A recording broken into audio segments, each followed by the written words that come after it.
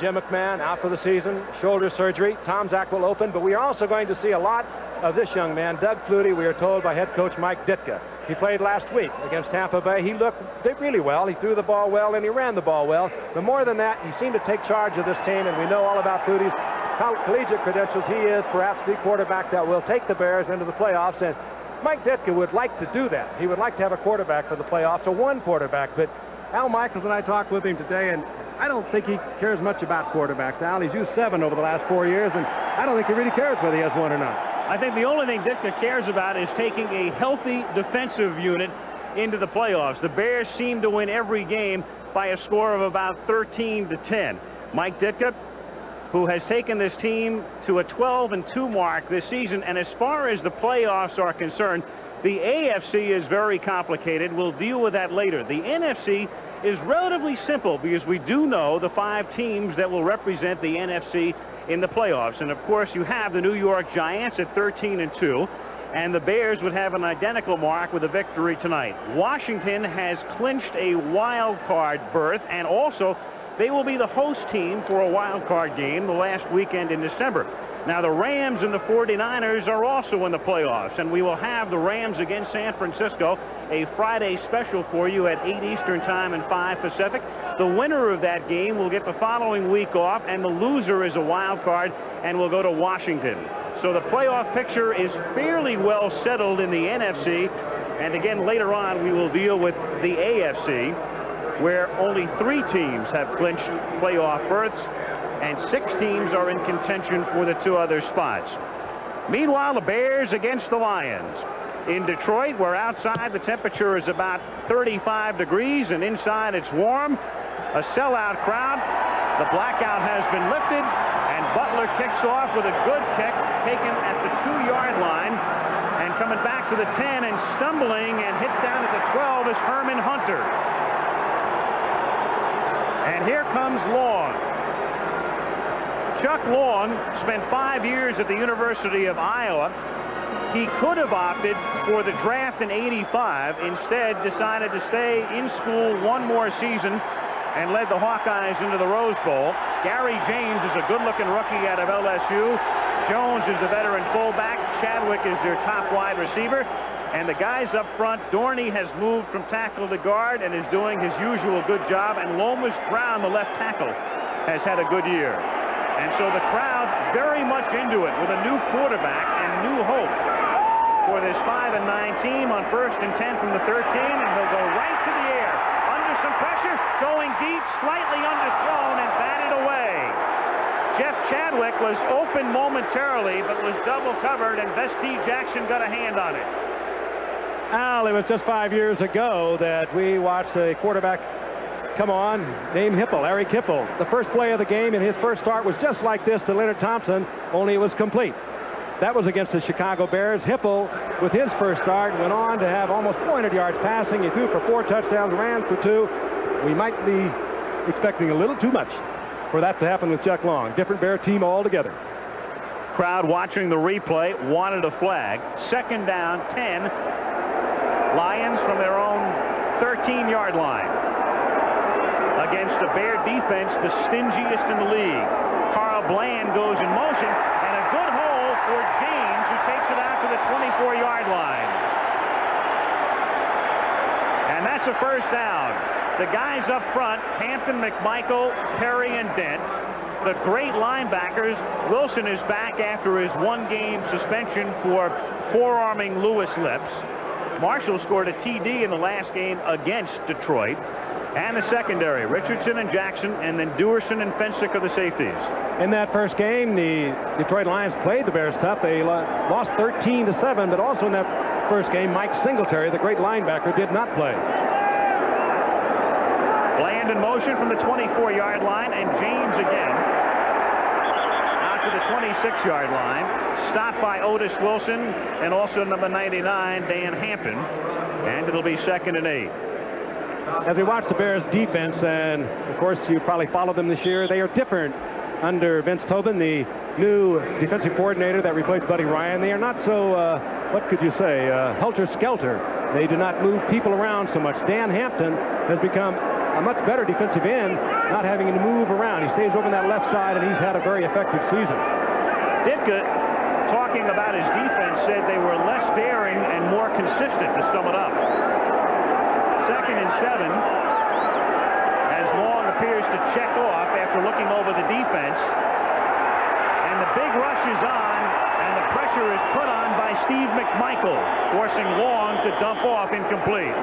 And, of course, you are going to have to go against a young quarterback with a lot of movement. Perhaps we'll see more blitzing, more movement by the Bears than we have during the regular season, even though I don't think they'll change that much. But they're going to do it because of this young man, Chuck Long. He has to be a little jumpy. He did not work in preseason at all. His coach, Darryl Rogers, is very honest about it. He says he's not really ready to be out there. He's out there primarily because Joe Ferguson, the starting quarterback for the last 4 games, has a bad knee. Eric Hipple has a very sore elbow. And I think, honestly, Darryl Rogers would have preferred he not play even this year. On 3rd and 7, Leonard Thompson and Herman Hunter are both in for Detroit after the short drop. The pass is complete to the 40-yard line to Bland, and he's out to the 47. Short drop, quick pass, and a second first down for Long and the Lions, 19 yards. Rogers says he's a little bit like Marino. He didn't compare him all the way, but he has a quick release. He's looking all the way to Bland.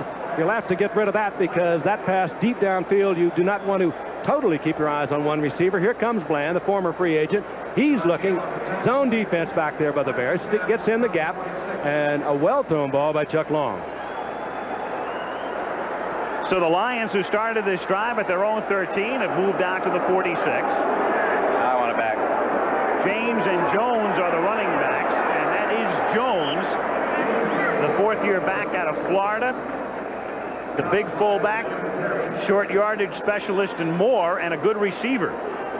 Fine receiver out of the backfield. Gary James, a 2nd-round draft pick out of LSU, teams well with Jones. Of course, the Detroit Lions just this past year realized that Billy Sims was not going to return. They drafted Gary James to come in there and perform some of the work that Billy Sims did. He's not a Billy Sims, but he is beginning to turn into a fine football player. 2nd and 7.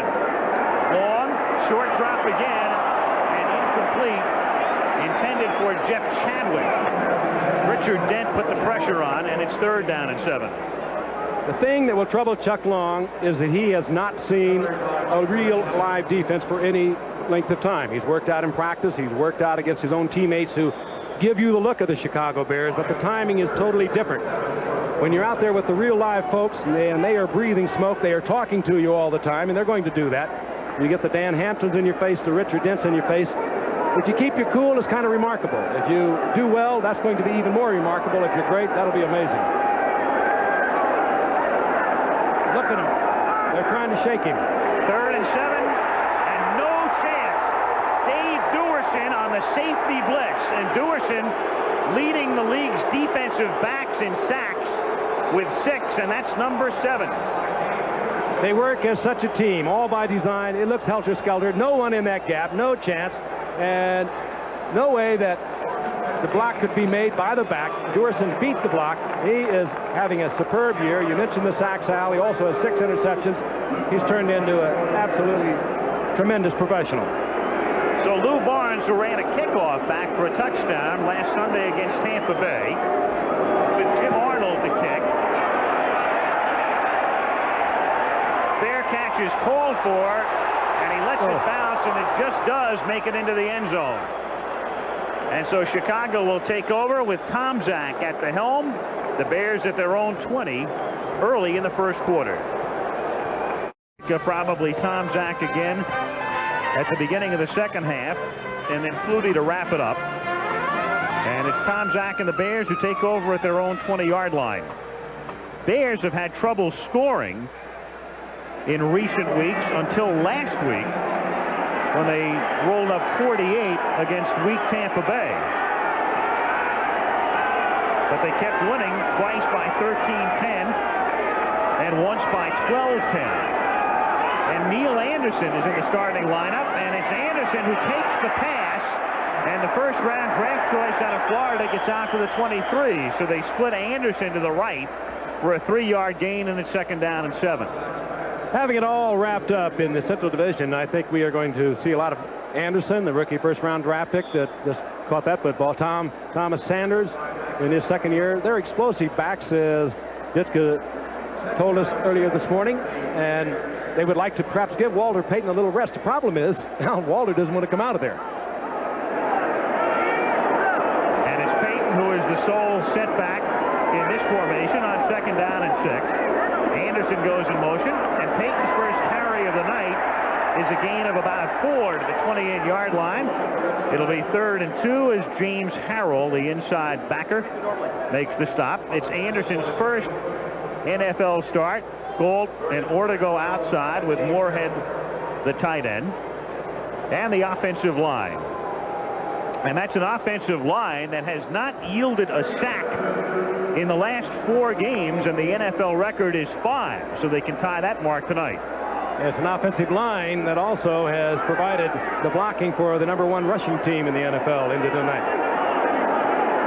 Matt Suhey is in the game, and it's Suhey who gets it on 3rd and 2, and Suhey carries out to the 33-yard line for a first down. It has not been a vintage year for Suhey, who's averaging 3.1 yards per carry and has not scored a touchdown since the opener against Cleveland. He does so many things for the Bears, however. He's a tremendous blocker, a great all-around athlete, good receiver out of the backfield, very heady player, and one of those players that comes along now and then with great talent out of Penn State, but he was willing to subordinate that talent because he was in there with Walter Payton. 1st and 10 from the 34-yard line. That's Moorhead in motion. Tomczak pump fakes, going deep, looking for goal, nearly intercepted. Devon Mitchell, who played college ball with Chuck Long at Iowa, nearly came up with an interception. He does well back there, the rookie 4th-round draft pick. He was looking at Tomczak. Tomczak was looking left all of the way. No question was going to go to Galt. Mitchell got a jump on it, reading the eyes of Tomczak, and almost picked it off, should have picked it off. The Lions defensively, and they've had problems, and they are very susceptible to the run. And being susceptible against the run is not a good omen when you're facing the Chicago Bears and Walter Payton. 2nd and 10 from the 34-yard line. Payton following Suhey, a little hurdle, and out to the 39-yard line. So Walter gets about 5, and it'll be 3rd and 5.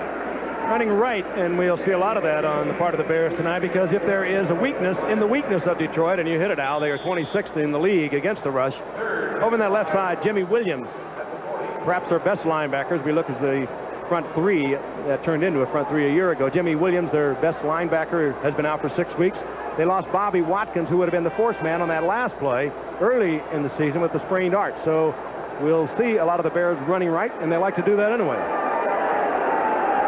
Out of the shotgun on 3rd and 5 from the 39-yard line.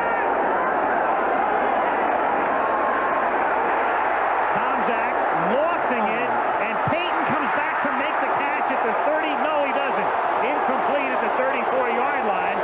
A great effort by Payton on a bad throw as James Griffin on the safety blitz put the pressure on, and Tomczak goes off limping, and we may see Flutie earlier than even Ditka anticipated. Page from the Bears book. They bring the safety blitz from the outside. James Griffin, and he hammers into Tomczak, who's slow getting up. We could see Flutie earlier. Tomczak should never have thrown this ball. It should have been picked off. Had not Mitchell been playing the man, had looked up, that was just a wounded duck that he could have picked off. And Payton able to curl back and almost make the catch. And Tomczak with assistance going back to the bench as Flutie begins to warm up. Buford to punt from the 25-yard line.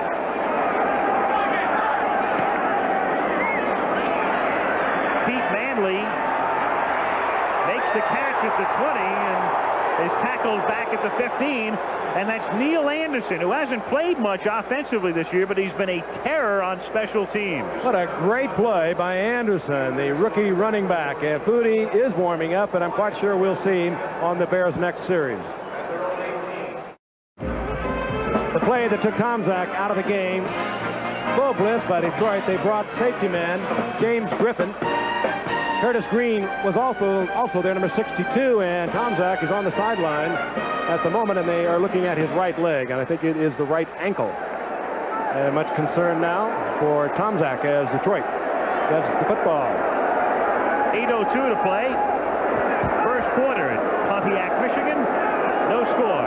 Chuck Long from the 18-yard line gives it to James, and he takes it out close to the 20. And it'll be 2nd and 8. And the word from the Bears bench is that they are going to take Tomczak back for x-rays. And the 2 Lions quarterbacks, number 12 is Joe Ferguson, and he's with Eric Hipple.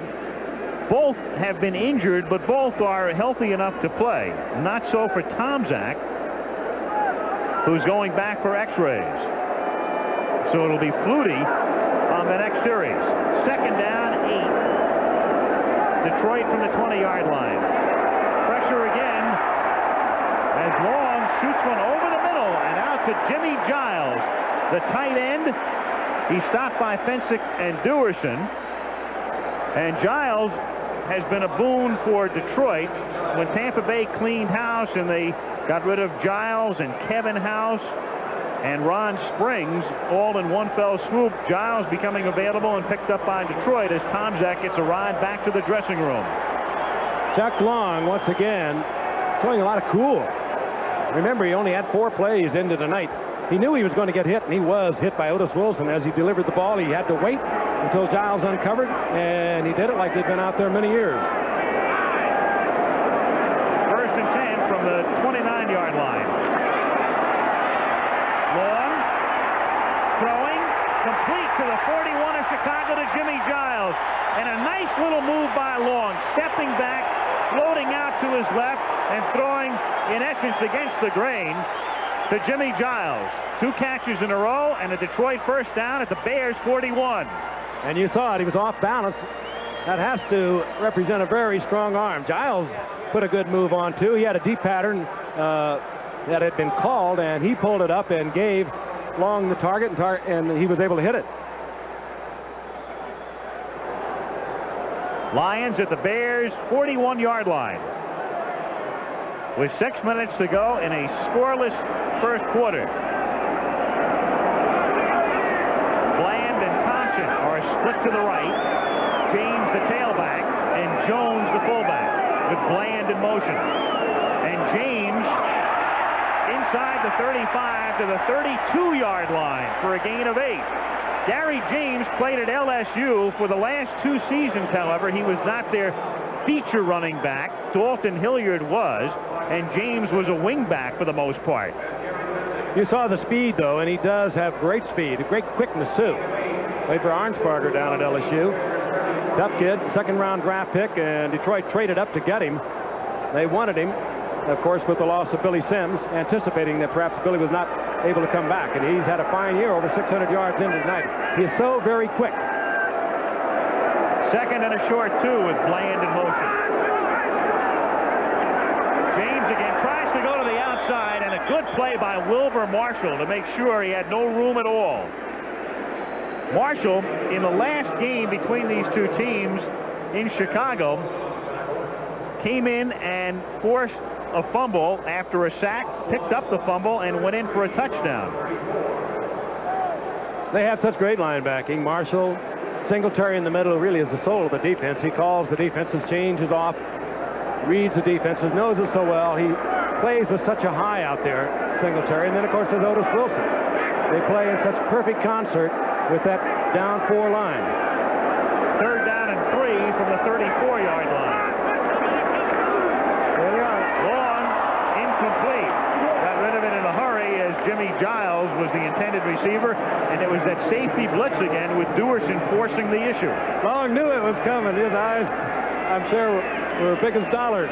And Hipple came out to kind of give him a little bit of a congratulatory pat. Hipple is a holder and gave him a little pat as he comes on to the field goal unit, but Long was able to get rid of it as once again no one even touched Dewerson. So Ed Murray comes on. It'll be a 52-yard attempt.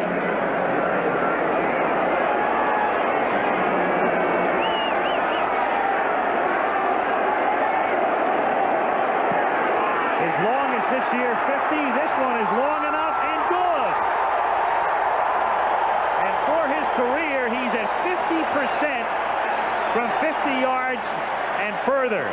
And with 4:09 to go in the first period, it's the Lions before the sellout crowd in Pontiac who take the lead. Does not hurt to kick indoors in the National Football League. This is what transpired in 1986. And tremendous edge for the indoor kickers. You keep your toes warm, and particularly when you get late into the year. Watch Hipple. He's the holder. He's giving you a little body English, and we know it's there when they give each other concussions. It's funny, there's such a great disparity, 50 and beyond, and yet it's very, very close from 49 and in closer. So it's only on the long field goals that it makes a difference. And running back the kick is Thomas Sanders from the end zone and out to the 29-yard line.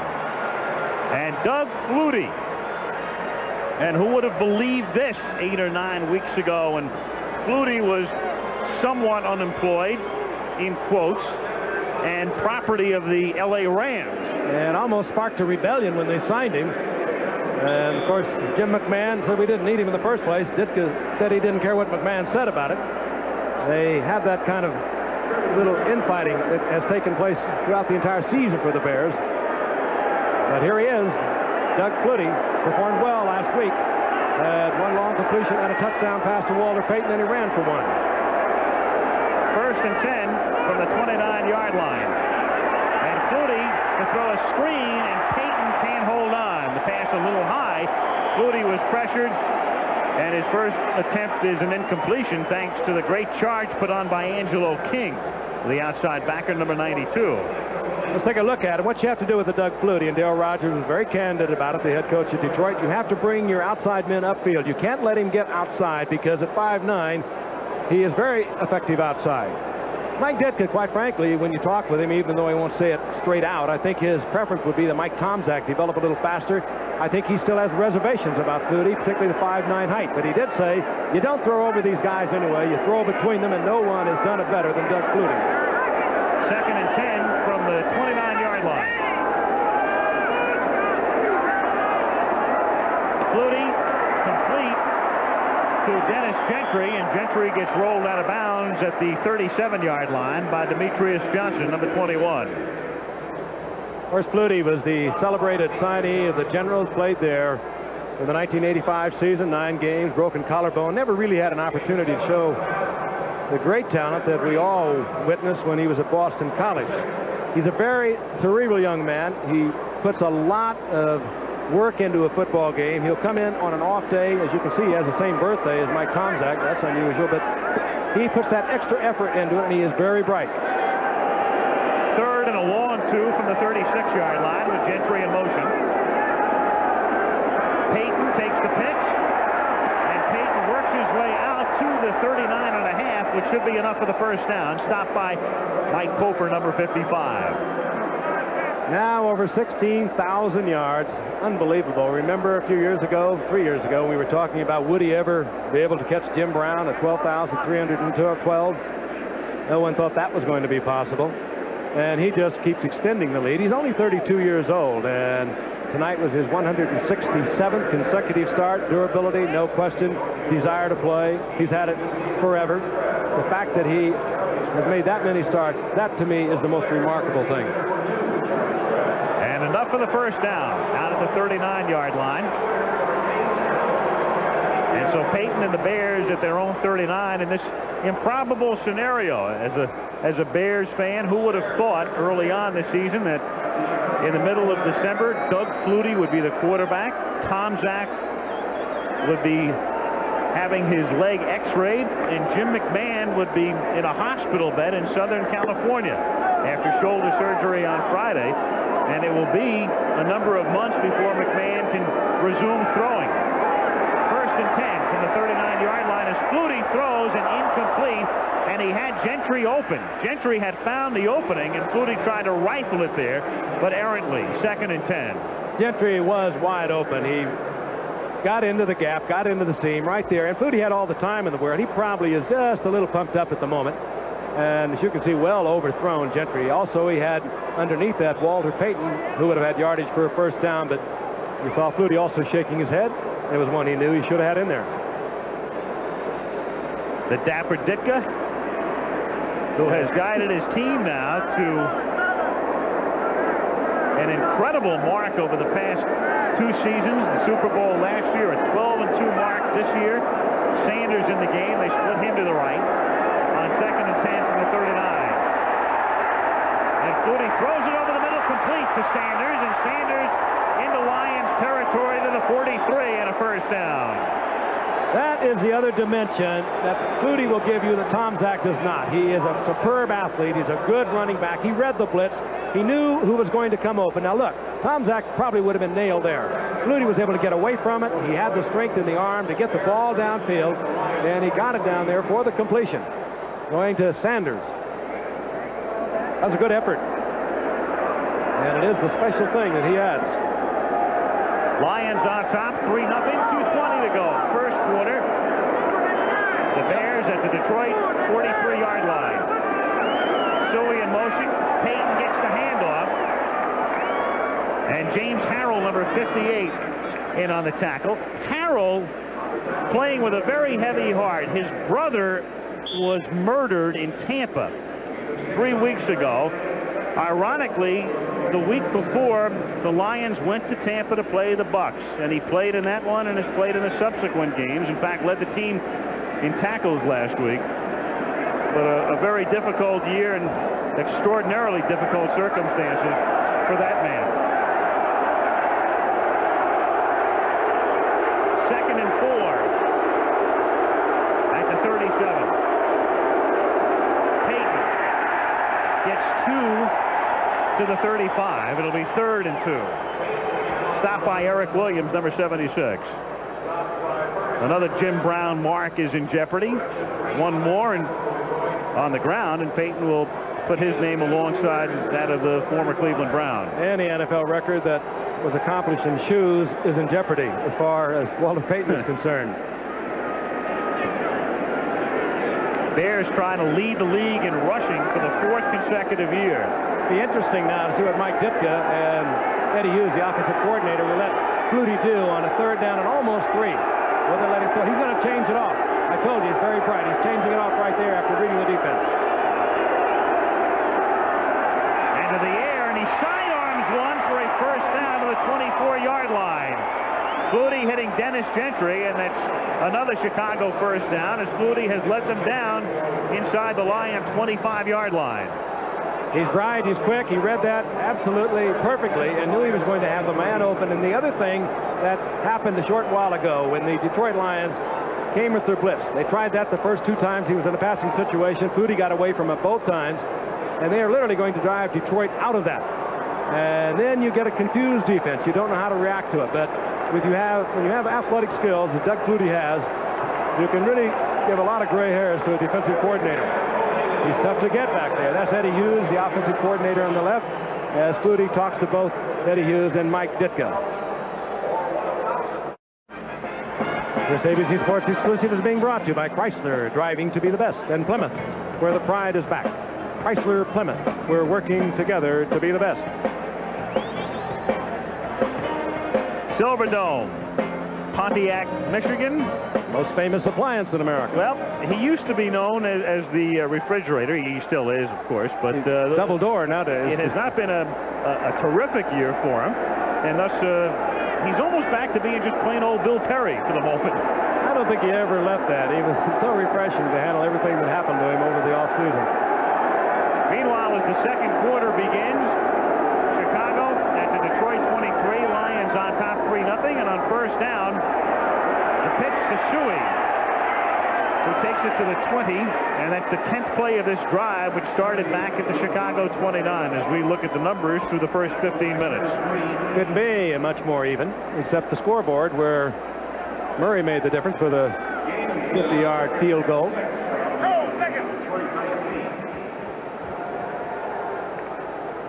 And I think, keeping it in perspective, the Bears would like to win tonight, Al. They would like to beat Dallas next week. They hope the Giants will stumble against Green Bay. And then if they did, they would have the home field advantage through the playoffs. Otherwise, the Giants are going to have it if they beat Green Bay next Saturday. 2nd and 7 from the 20-yard line. Suey. And he takes it down to the 15-yard line behind Payton. A gain of 5. It'll be 3rd down and 2. Chicago and New York, if you're wondering, could wind up with identical marks if the Bears win both and the Giants beat the Packers. And then the tie-breaking procedure, which would enable New York to have the home field advantage in an NFC championship game, would be the fact that the Giants have a better, or would have a better, conference record. The Giants have had only one loss in the NFC, and the Bears have lost both of their games to NFC rivals, Minnesota and the Rams. They're on a collision course, no question. 3rd and a short 2 from the 15, and our first flag. And the referee tonight is Pat Haggerty, so we had a penalty-free first quarter. Ball start, number 63, offense. And that's Jay Hilgenberg, the center.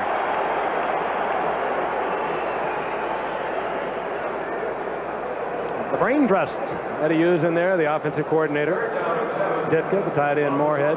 Ditka's great. He is. He's so much fun to watch. He doesn't care who he chews out. Early in the year, he almost tore Mike Tomczak's head off. But it doesn't last. I mean, the next day, everything is fine with him. He'd do that with anyone. Handpicked by George Halas because he's a lot like George Halas. He's a street fighter.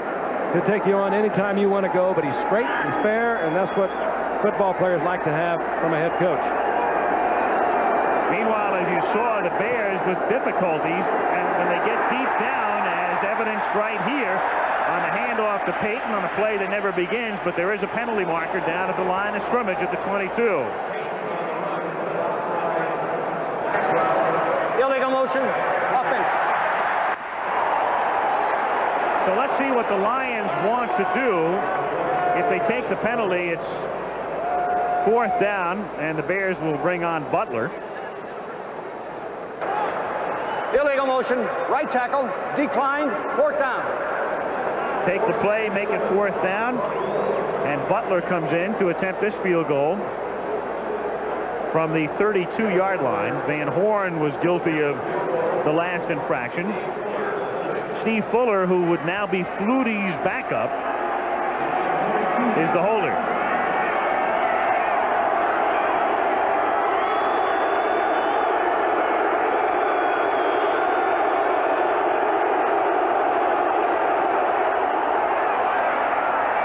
And the kick is good.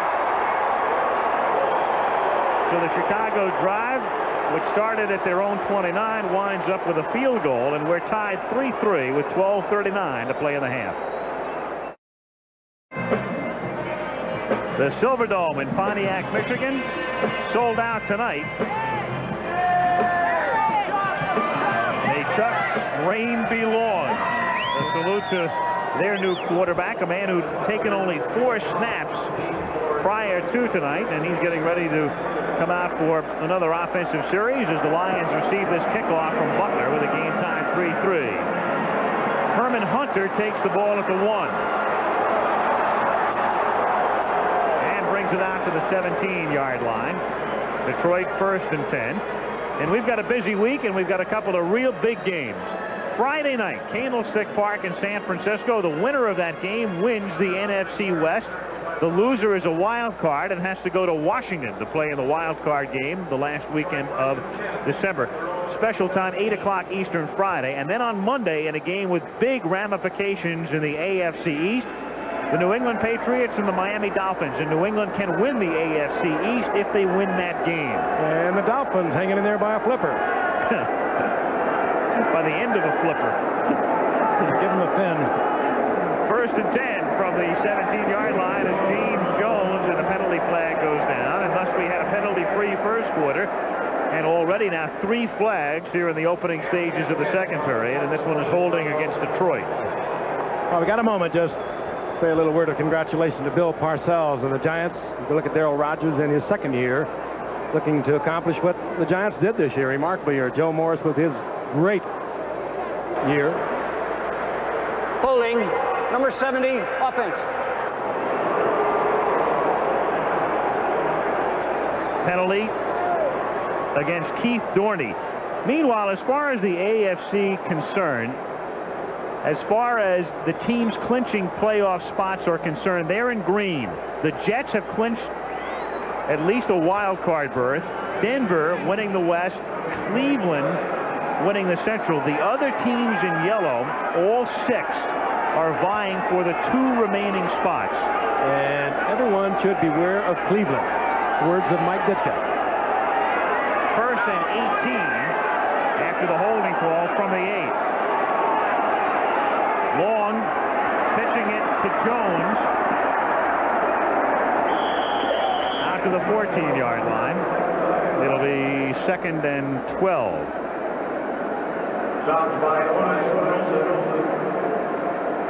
I mentioned the great year of Joe Morris, and I'm going to get off this, I promise you, with the Giants, but Phil Simms hung in there. So much abuse at the beginning of the year. All of a sudden, he's brilliant. And we knew that when we watched him last year in the Pro Bowl. Give him a couple of receivers, a little protection, and he can play with the best of them. See how much they miss you, though? 23 years without a division championship. You were there the last time they did it. Highlights in black and white. Yeah. And against the Bears. On 2nd and 12, on a draw, nothing doing. James Jones stopped before he ever got started. 3rd and long. 11 minutes to play in the half. Tied 3-3. Talked about what a great couple of years it's been. If the Bears win tonight, it'll be their 13th game, of course, of this season. It'll also give them 39 regular season victories in 3 years. Now, that's most of any NFL team for the same period of time, and they've used how many quarterbacks?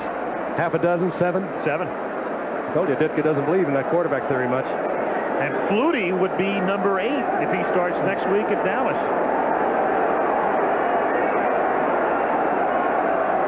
3rd and 13 from the 13-yard line. And it's knocked down by number 27, Mike Richardson, on a pass intended for Leonard Thompson. And so the Lions backed up deep in their own territory, and the Bears will get the ball back. They let him throw down there. Of course, Detroit not going anywhere but home for the holidays. And they are going to take a long look at Chuck Long. A lot of confidence. Bill Rogers, but turned it loose down there on an outside pass. Didn't play it safe with his young quarterback, Chuck Long. Lou Barnes, the return specialist. And sometime wide receiver with Arnold to kick from the end zone.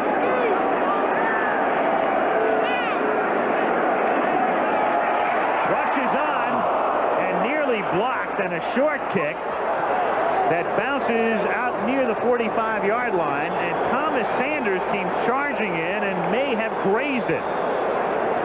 And Arnold furious with either his protection or a non-call. No one even close to Sanders. He came on a direct line. I don't know how he missed it. Arnold a little slow because the ball is a little low. Sanders full sprint, and how he missed it I'll never know. It went right between his hands. He might have touched it just a little bit. Good field position now for the Bears. 3-3 tie with 10:06 to play in the first half. Silverdome in Pontiac. Lions 5-9 coming in. Bears 12-2. And Doug Flutie, if you joined us late, did not start the game. Mike Tomczak, though, was injured. The report on Tomczak, a severe right leg bruise. Doubtful he'll return. Calvin Thomas is in the game as a running back. As Flutie drops back on first down, and his throw is incomplete and nowhere near Emery Moorhead, and a flag is down in the backfield. And I'd like to think he was throwing that ball away. But he threw it into what could have been a lot of trouble. Vernon Maxwell put the pressure on that time, number 57. Personal foul. Roughing the passer, number 57 with an elbow. That's Maxwell.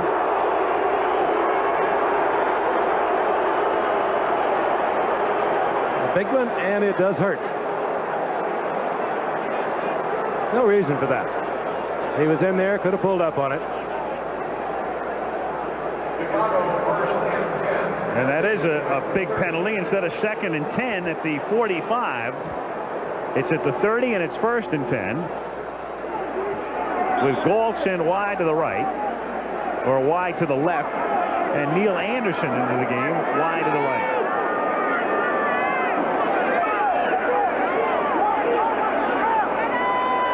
Fake to Payton. Flutie steps up and over the middle and has it picked off at the 4-yard line by Galloway. And Galloway loses the ball at the 28, a scramble at the 30. And on the pile-up, Detroit still has it.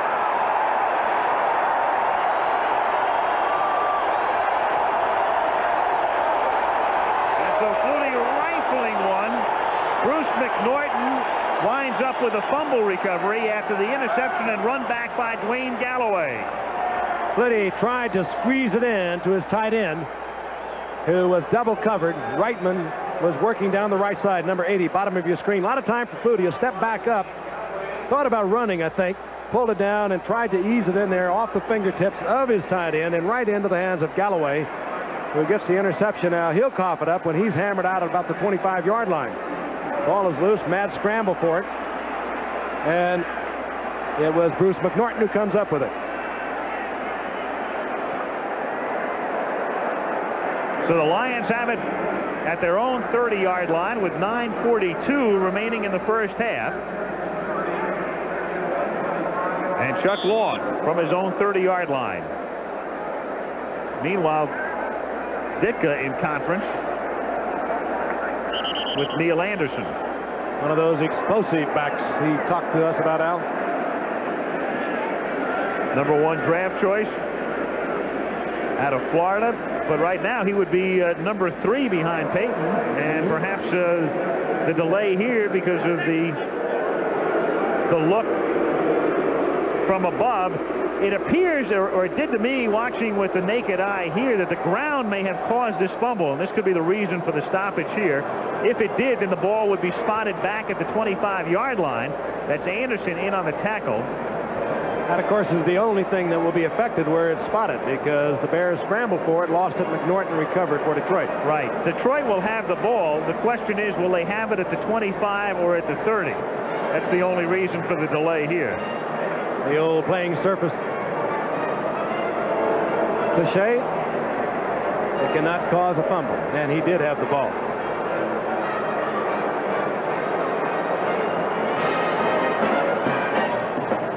Andy Ansich is the umpire.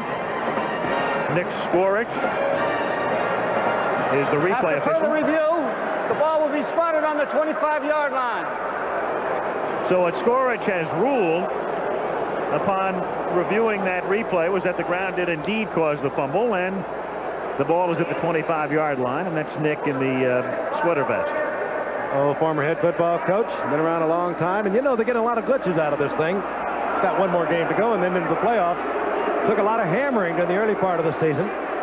There are still those who question it, but at least it's starting to operate in a much more smooth fashion.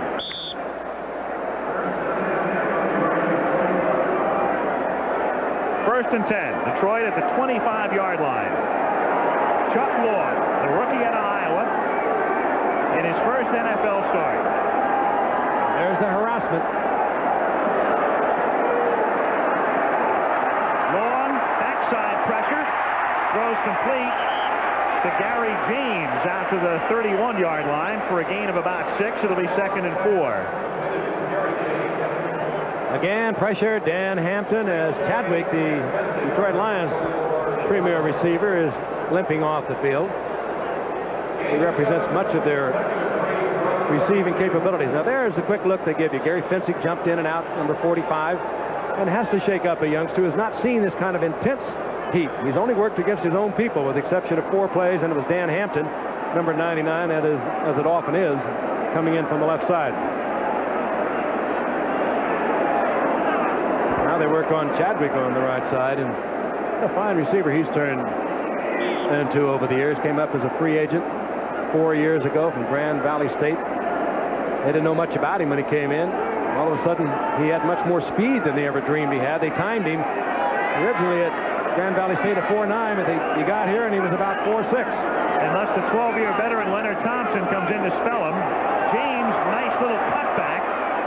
And he takes it out to the 33-yard line. It'll be 3rd and about 2 as Mike Singletary, number 50, gets credit for the initial hit.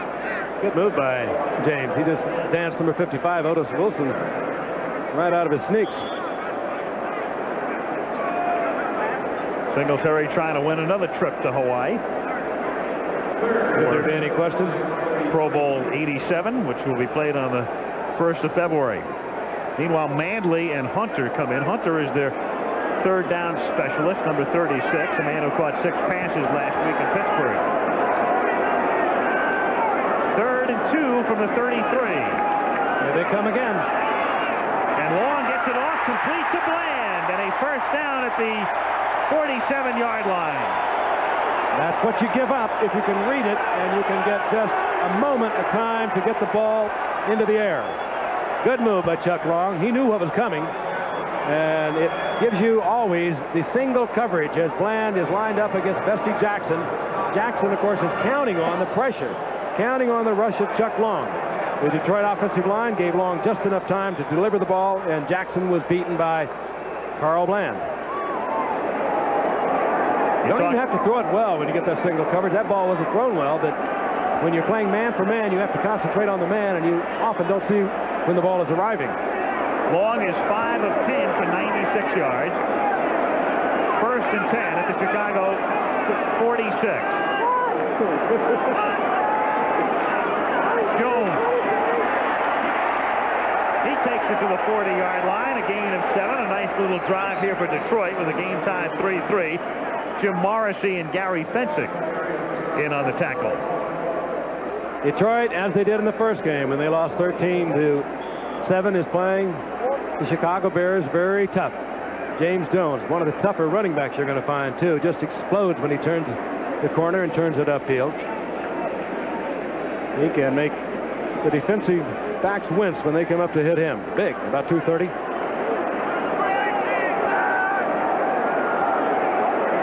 Second and 4. Bland in motion. James, a hard yard. Taking it to the 39-yard line. 3rd and 3. With 6.5 minutes to go in the first half. Chicago and Detroit 3-3. The Silverdome in Pontiac, where the Lions have had a lot of trouble this year. Through the years, the Lions have played exceptionally well at home, but not this season. Oddly enough, the Lions, under the big top here, have been very tough to beat and have had trouble on the road, but in 86 they are 1-5 here, and away from home they played well, 4-4. On 3rd and 3, Long over the middle and misses the wide open Jimmy Giles, and he knows it. He was so open, but again the Bears jumping around at the line of scrimmage, bringing the blitz, and he has been fairly unflappable thus far. He was wide open. Jimmy Giles had the first down. He was down around the 30-yard line. Good protection. The offensive line did its job, and he just missed it.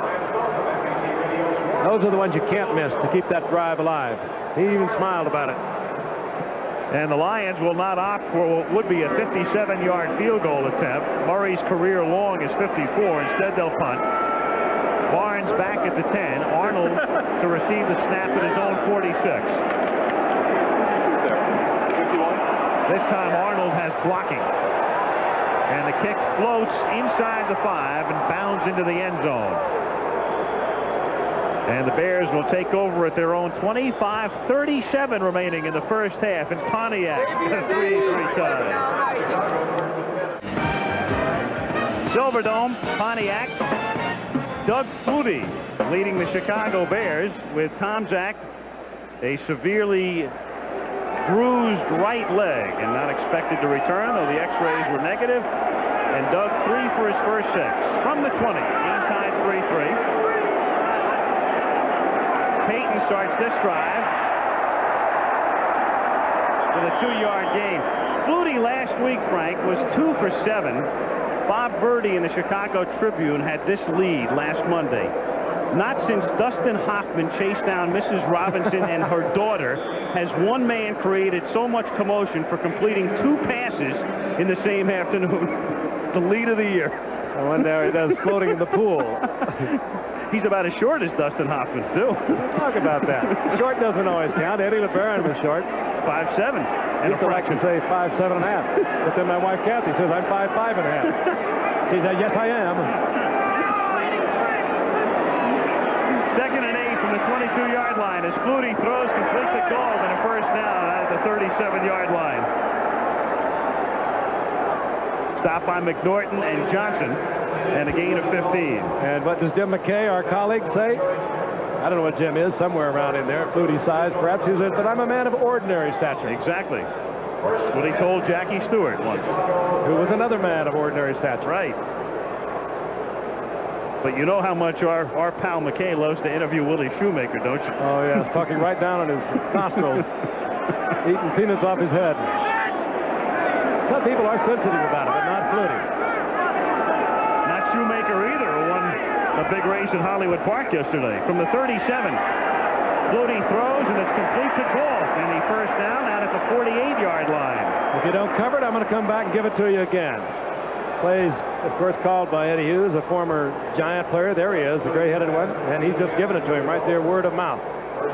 And they continue to work against McNorton. They get him in single coverage. Flutie can read it. He has an option. If it is double coverage over there, he'll come off it either to a back coming out or whatever it might have been called, going to perhaps his tight end. But if they single cover it, he's going to stay with it. McNorton has to respect the speed on the outside. First and 10 from the 48-yard line. Payton to the Lion 46-yard line. Gain of about 6. Mike Cofer, number 55, an unheralded outside linebacker, makes the stop. Chadwick has re-sprained that right ankle, and he's still on the Lions bench, so it doesn't look good for Jeff. That time it was Flutie who wanted to go right back over to the same side, wanted to work again in front of McNorton with Willie Gault that time. Detroit gave him a roll into his zone, and he dumped it off to Payton and got 6 yards out of it. This is surgery going on right now. Second and 4 from the 45. Payton on a little misdirection play, and Walter slithers his way close to a first down. He's rolled down by James Harrell, and he appears to be just shy of the first down. It'll be 3rd and inches coming up from the 42-yard line. He's been doing that so long, I guess we've gotten used to it. Beautiful move just to get away from a tackle that would have caused a loss, and he almost turned it into a first down. And he still has that move at the age of 32 years old. And again, Flutie is giving it that dimension we talked about. He's athletic. You have to be very careful with him on the pass rush. So far, they've contained him, kept him inside, and he's been able to throw from the inside. But what looks good to me is the fact the way he's handling it. He's running this team. He's just not out there playing quarterback. 3rd and inches, and it's Flutie who gets the inches and a couple of yards more to the 40-yard line. First down, Chicago. Another headline for Flutie. We'll read about it. Yeah.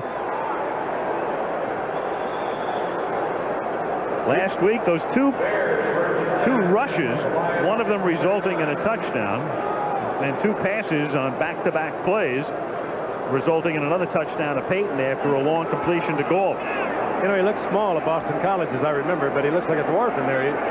He looks up at those big guys, 6'6", 6'7", some of them a foot taller than he is. Payton in motion from the 39-yard line. Flutie, big pressure, fires, complete, but a big loss on the play. Tim Reitman would have been well advised to drop it had he known. Keith Ferguson makes the tackle for a loss. But again, it was not the loss that he would have had. He was able to get the ball loose, and you're right, Reitman should have batted it down. Perhaps he didn't know that he was under pressure, but good pressure from the linebackers. And did you see how they kept it to the outside? They did not want Flutie to get outside, and that's where he can kill you when you make him scramble. But again, not a bad play. He got rid of the football, saved the sack that would have been all the way back at the Bears' 45-yard line. And we have come to the 2-minute warning. The Bears have all of their timeouts remaining.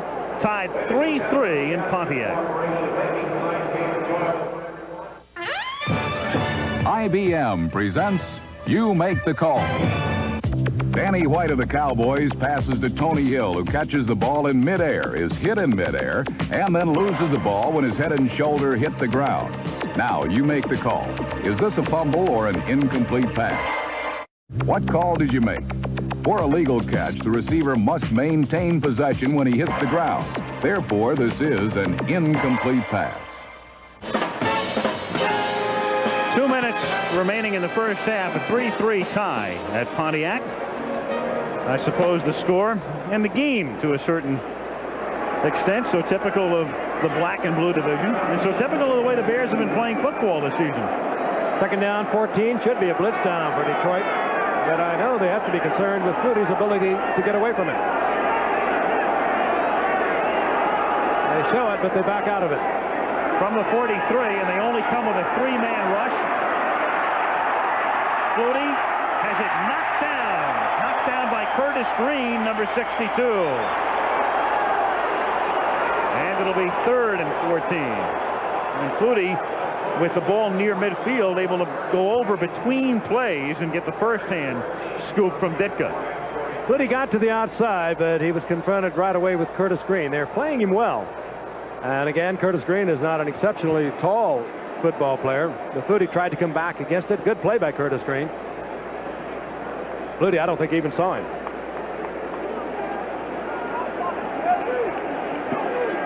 Green, 60-year man out of Alabama State. 3rd down, 14 from the 43 out of the shotgun. Flutie fumbles the ball, picks it up inside the 40 and turns it into a gain to the 35, but he is 6 yards shy of the first down.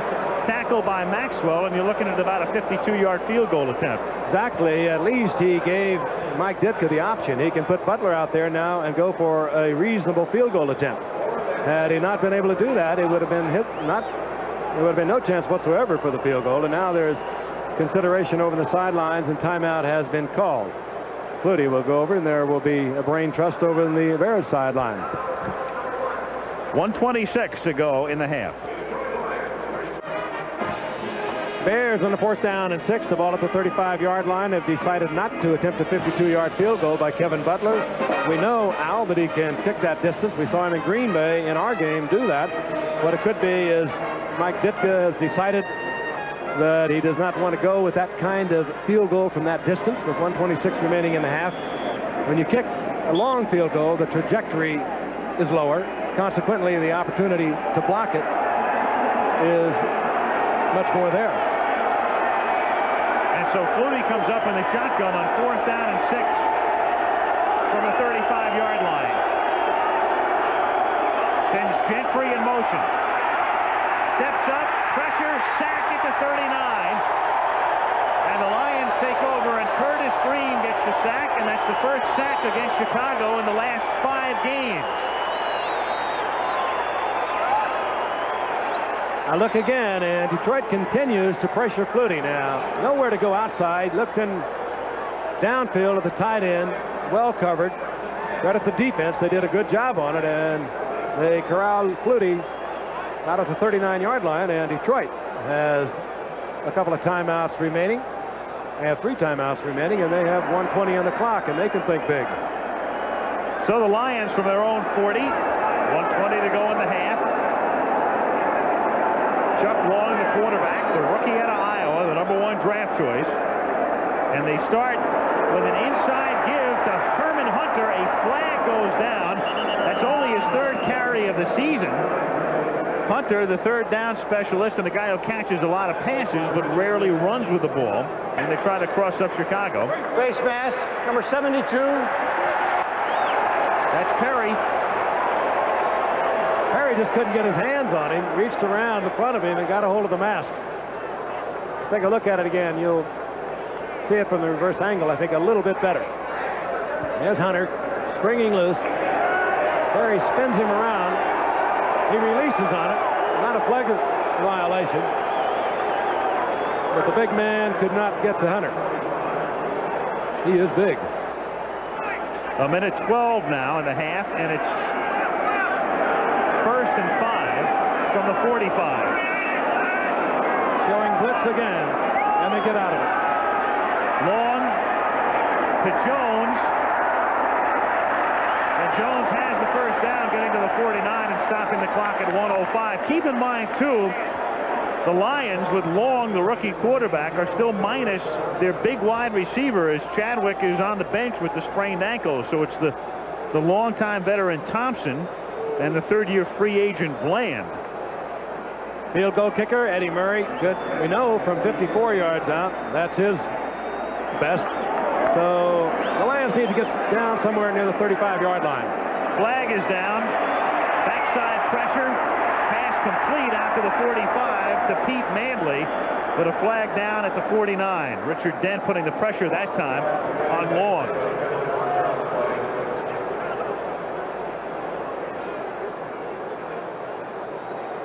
And Pat Haggerty to tell us. Offside against Chicago.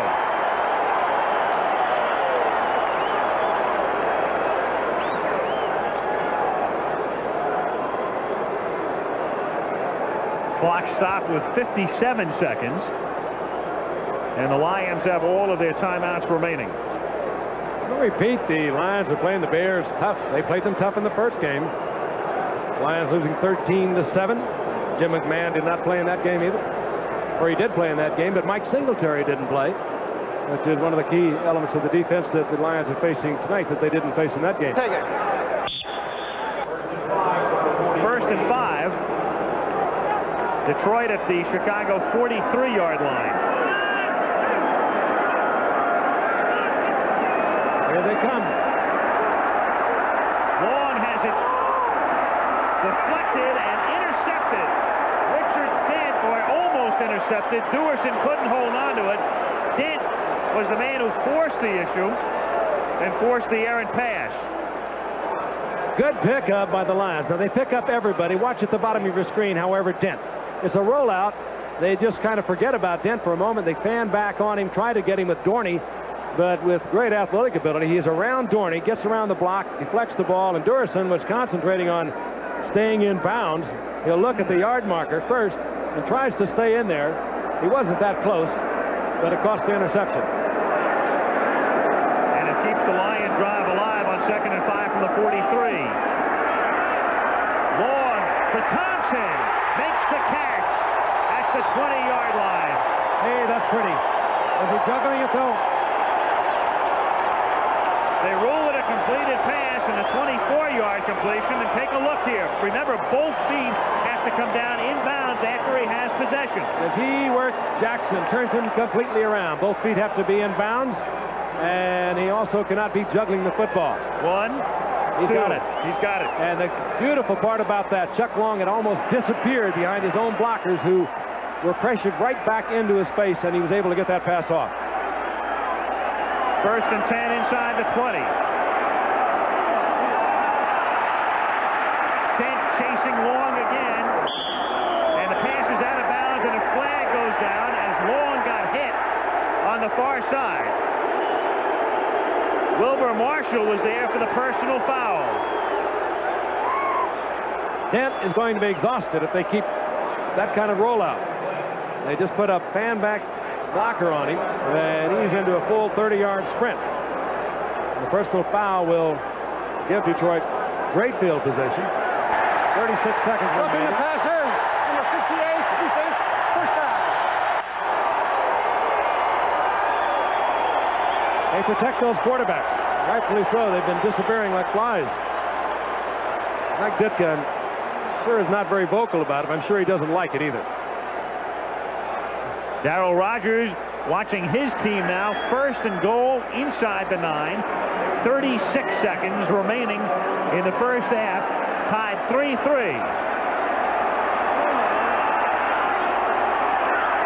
Thompson and Bland are split to the left. James and Jones are the running backs. In tight. Nobody there. Jimmy Giles was covered. Again, full blitz. Well, not the full 46 helter-skelter blitz, but they did bring the outside back. Hampton, again, putting a lot of pressure on Long. And it's been Hampton who has been consistent in getting in the face of Chuck Long all evening. Eddie Murray, of course, on the sidelines. One of the most accurate, third most accurate in the history of this game.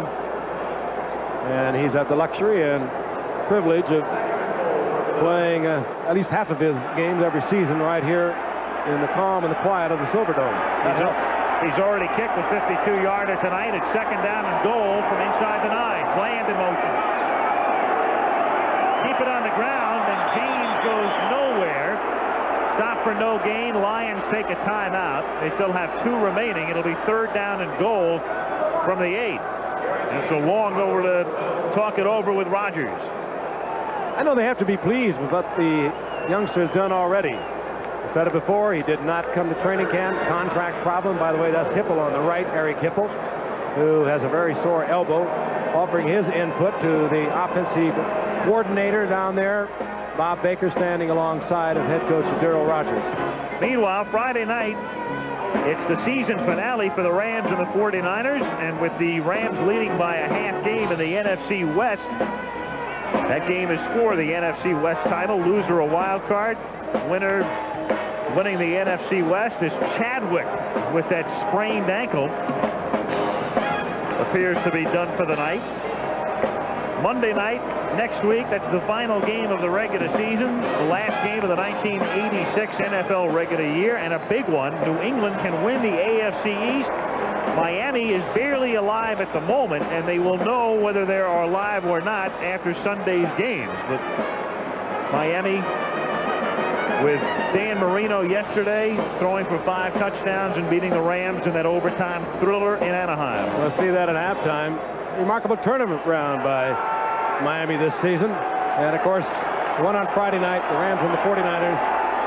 For so many years, not too long ago, that was always the key game, and it is once again. Third and goal. Long, pressured by Dent again. Sacked back at the 23-yard line. Big play. Richard Dent, the Super Bowl MVP. That is about the third time in the last 4 plays that Richard Dent has had a full sprint of about 30 yards from his outside right position. Long saw him coming, tries to get away from him, and the big man has that great acceleration, drops him back there. It still leaves Eddie Murray in fairly good field goal position, but it does back him up thanks to a great effort by Richard Dent. Dent trailing only his teammate in sacks for the Bears. That's Stan Hampton, who has 10. Murray, meanwhile, to set this one up near the 30-yard line, so about a 40-yard attempt coming up with 20 seconds. It's 4th and goal from the 21-yard line. We talked about Murray being the 3rd best in the history of the NFL with a 74.3 field goal percentage rate. Down in New Orleans, Morton Anderson, and keep again in mind that he kicks inside the Superdome. He needs 4 more field goals to qualify, and then he will become number 1. He's kicking at over 80% percentage. Helps to kick inside. Keeps your toes warm. Of course, there is no win. That is the real advantage, being realistic about it. You play half your games, and then occasionally those on the road. Eric Sanders to snap. Eric Hipple to hold. And Eddie Murray's pick, a 39-yarder, is good. From 52 and 39, and with 15 seconds remaining in the half, the Lions are on top 6-3. When these two teams met here in '85, the Bears were leading 6-3 at the half, and the game Chicago eventually went on to win 37-17. And Chicago, in a game and a half now against Detroit this year, has not scored an offensive touchdown. They beat them 13-7 at Soldier Field, again the day that Wilbur Marshall scored Chicago's only TD and Butler kicked 2 field goals.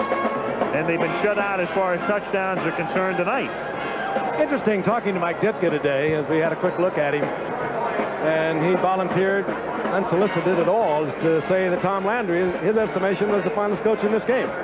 Of course, he coached under Tom Landry for many years, 9 years, and there is Mike Ditka. Played for the Bears, of course, but totally unsolicited. He said, you unfortunately are judged on your record at the moment. And he was referring to the fact that Tom really does not have the talent that Ditka thought it took to have the record, but he just came right out with it. Dallas with 20 consecutive winning seasons, and that string ends. Cowboys going down to defeat yesterday, and the best they can do is finish at 500 if they beat the Bears. Deep kickoff by Murray, and down in the end zone. by Dennis Gentry. So out they come to the 20-yard line with Flutie in 15 seconds, and 6-3 Detroit. Fine job thus far by Doug Flutie. I think Ditka had to get him in there earlier than he wanted to. 7-11, 65 yards. I know that Doug himself would probably like to put one downtown if he could. He's got the man to do it in Willie Gault and all the speed. But he's moved around Detroit. They've been able to contain him. Their role, Darryl Rogers spoke to us about it. Keep him inside. Don't let him get outside, because that's where he can really hurt you. Make him throw from inside. From the shotgun, from the 15. Flutie to Payton. Flag is thrown out at the 22-yard line. And the penalty stops the clock with 5 seconds. No penalties in the first quarter and a bunch here in the second. Ineligible receiver downfield. Murray has accounted for all of the Detroit scoring. Ineligible man downfield, number 79, offense, still first down. That's Kurt Becker. Speaking of Ditka's comments of Tom Landry, I like what John Madden said about Bill Parcells of the Giants. Tom Landry is the dean of coaches. Bill Walsh is the genius of coaches, and Bill Parcells beats them. So far, 13-2 are the Giants. Yeah, they are fired up in New York. And Mets, if the Giants were to do it. You can be sure the Knicks won't. Now that was wicked. It's also true. So true. Flutie runs out the half, or kneels out the half to be more precise. And Detroit leads it by a score of 6-3. And Monday Night Football will return after this commercial and a message from your local station. Frank Gifford, once again, the Silverdome, Pontiac, Michigan. Detroit leads the Bears 6-3. The playoff implications here, only if the Bears can win tonight. They can beat Dallas next week. The Giants lose to Green Bay next Saturday. Then they could have home field advantage. Such was not the case yesterday. Two very key games took place. In Foxborough yesterday, it was a game the 49ers had to have to stay with Los Angeles in the NFC West. First quarter action, there's no score. The Patriots have the ball. Second down and 10 at the 49ers' 46-yard line. Big day for Tony Eason. He's having a super year. Eason, with the protection, fires over the middle short. Hits Stanley Morgan, the veteran, and Stanley Morgan is on his way. Morgan, a big day. 8 receptions, 121 yards, and 1 touchdown. The Patriots, in this game, trying to stay with the Jets in the AFC Eastern Division. Morgan down the sidelines to the 8-yard line. And out of bounds. And then it was Tony Eason once again on the next play. Looking over the middle of the tight end. Greg Batty, he's there. And New England takes a 7-0 lead. Later in the first quarter, New England still leading 7-0. San Francisco first and goal at the Patriots' 3-yard line. Joe Cribbs around the right side to tie the score at 7. Cribbs and Roger Craig on the day, 193 yards rushing. Still in the fourth quarter, the 49ers leading 22-17. 10-yard run by Joe Cribbs.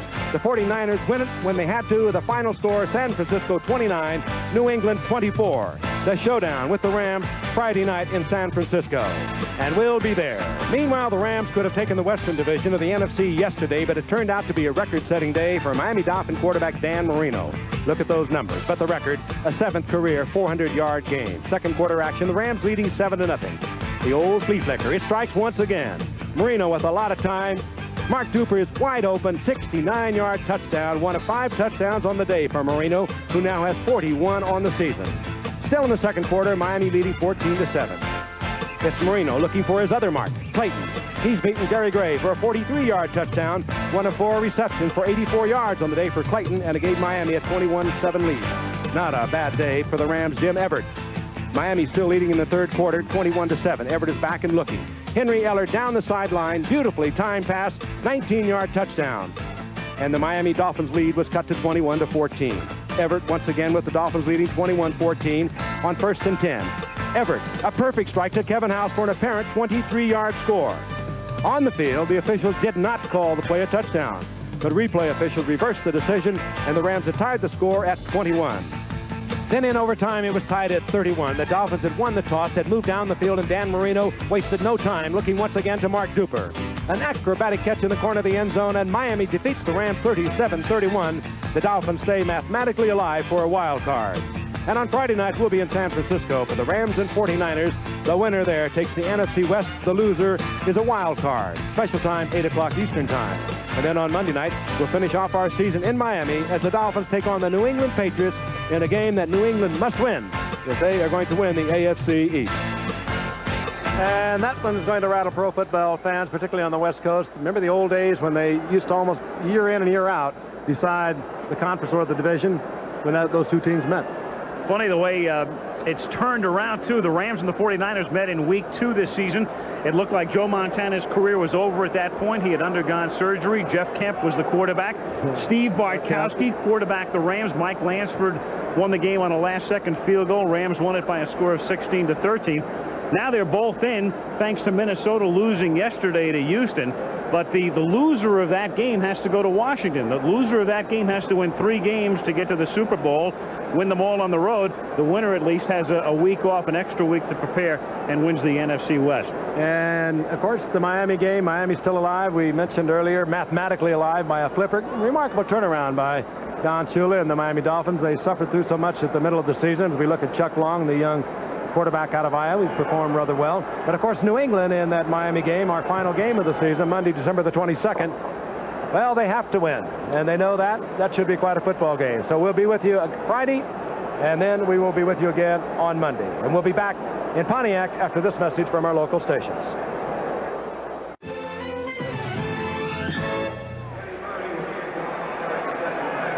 So we go to the second half at Pontiac, Michigan. Lions 6, Bears 3. I suppose it's your quintessential Central Division black and blue halftime score. No touchdowns. Murray kicks off. Second half is underway. From the 7-yard line, Thomas Sanders gets run down out of the 17 as Donnie Elder out of Memphis State makes the tackle. And Doug Flutie comes out. Again, if you picked this up late, Flutie was going to play a lot tonight, and it turns out that he will play a lot more than even Ditka had anticipated because of the injury on the first series to Mike Tomczak. So the Bears right now with McMahon in a Southern California hospital recovering, and Tomczak gone for the night, down to Flutie and his backup Steve Fuller. And maybe everything has been resolved for Mike Ditka.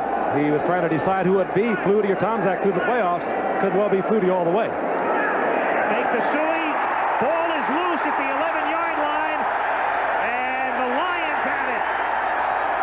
Keith Ferguson, number 77. And Flutie limping a little as he comes off. He was buried under Ferguson, who is still hanging on to the football. The former San Diego Charger, one of the many patch-up players that they have brought together here in Detroit. They play pretty good defense. Not against the rush, but against the pass. They give you pressure. That's what Ferguson mainly is. He just lost the ball out of his hand. And perhaps a little sweat dripping down onto the fingertips. Took it back, tried to cock it, and lost it. Now they're going to say his hands are too small. First and 10 from just outside the 10. Jones scrapping his way down to about the 7-yard line. The Bears, by the way, have not given up a rushing touchdown in their last 7 games. The last time somebody scored on the ground against Chicago, it was in Soldier Field, and the Lions did it with the reserve running back Scott Williams taking it in from 2 yards out. Again, Doug Flutie over the sidelines. Eddie Hughes, the former Giant, former disciple of Tom Landry, coached under Tom for many years, defensive back. Now the offensive coordinator pumping up Doug Flutie on the sideline. Scott Williams is in there. He's number 38 alongside Gary James. 2nd and 7. Here they come. Pressure, fumble, Long can't make the recovery, and it's Wilbur Marshall who makes it. Oh, what a play by Marshall. And it was Marshall who forced the fumble and recovered it and ran it in for a touchdown when he sacked Eric Hipple in Chicago. So back-to-back fumbles, and Marshall is going to take the ball with him. They do it so well. You think you have something going against him. Bottom of your screen, you'll see him come in, number 58. There he comes. Around the horn, they did not keep enough people in to block for him. He had one arm on Chuck Long, the left arm, stripped the ball with the right arm. It bounded loose, and he was able to cover it. Great play by Wilbur Marshall. Actually won that job by default a year ago when Todd Bell was a holdout.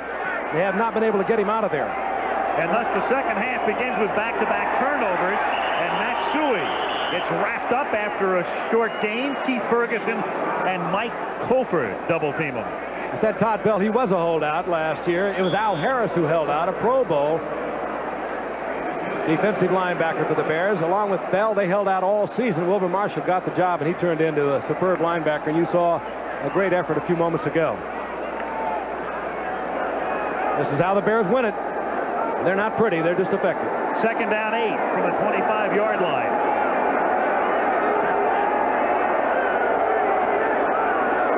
With Ortego in motion. Confusion, fumble again at the 21-yard line. And Haggerty takes a look. And the Bears have it. It's Flutie. So confusion on the handoff with Payton. But the Bears maintain possession this time. It looks like the way they played in 1934. Everything piling up in the middle. A little messy at the moment. Very. Third down 12 now. Bears at their own 21. Lions lead 6-3 early third quarter. I'm a little surprised they haven't used a rolling pocket for Flutie thus far tonight to get him out where he can move. Roll him out to the right where he's the most effective. They have it in their game plan. But they have been going with nothing but the drop back. They just ran out of time on the 10-second clock. What a beginning to the second half. Flutie has fumbled twice. And now a delay of game. And it will be third down and 17. Ditka is getting hot. I know there was a little chit-chat at halftime. Any head coach hates to see this.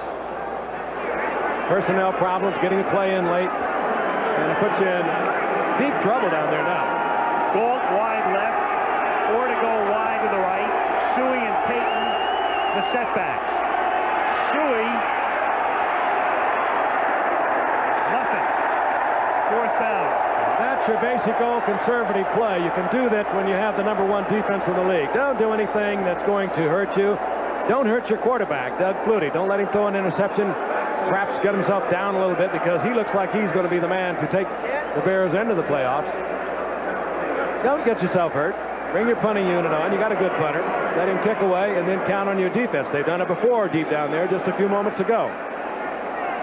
Pete Manley, who went to school in Flagstaff, Arizona, stands back at his own 40-yard line. Maury Buford.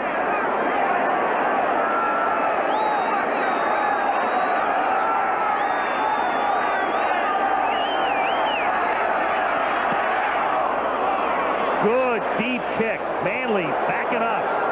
26-yard line. And back to the 32. And that kick is 57 yards with a 7-yard run back. 11:06 to go in the third. He almost put it out of here.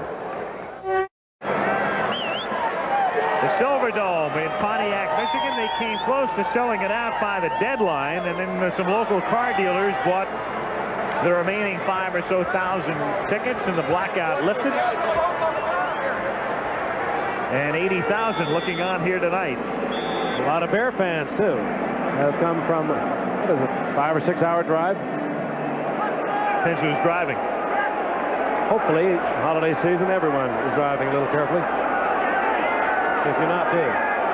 First and 10 Detroit from the 33. Lions 6, Bears 3. 11:06 to go third quarter. Chuck Long changing it off.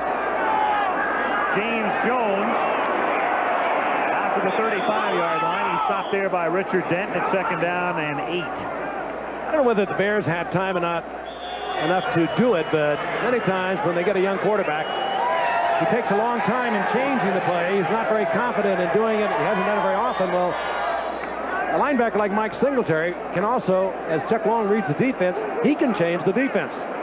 And he is one of the best at doing just that. 2nd and 8 from the 35-yard line.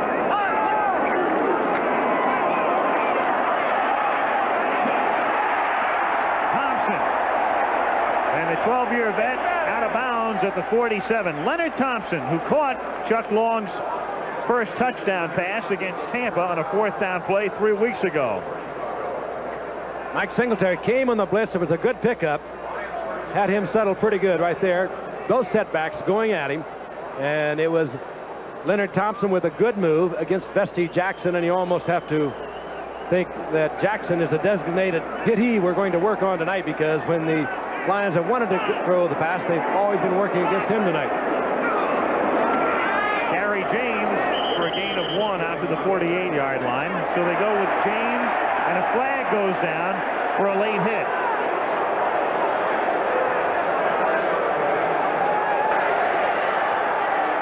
Personal foul, number 72, kicking. First down. Oh, there goes the image. You weigh 325 pounds. You're kicking. You're hurting.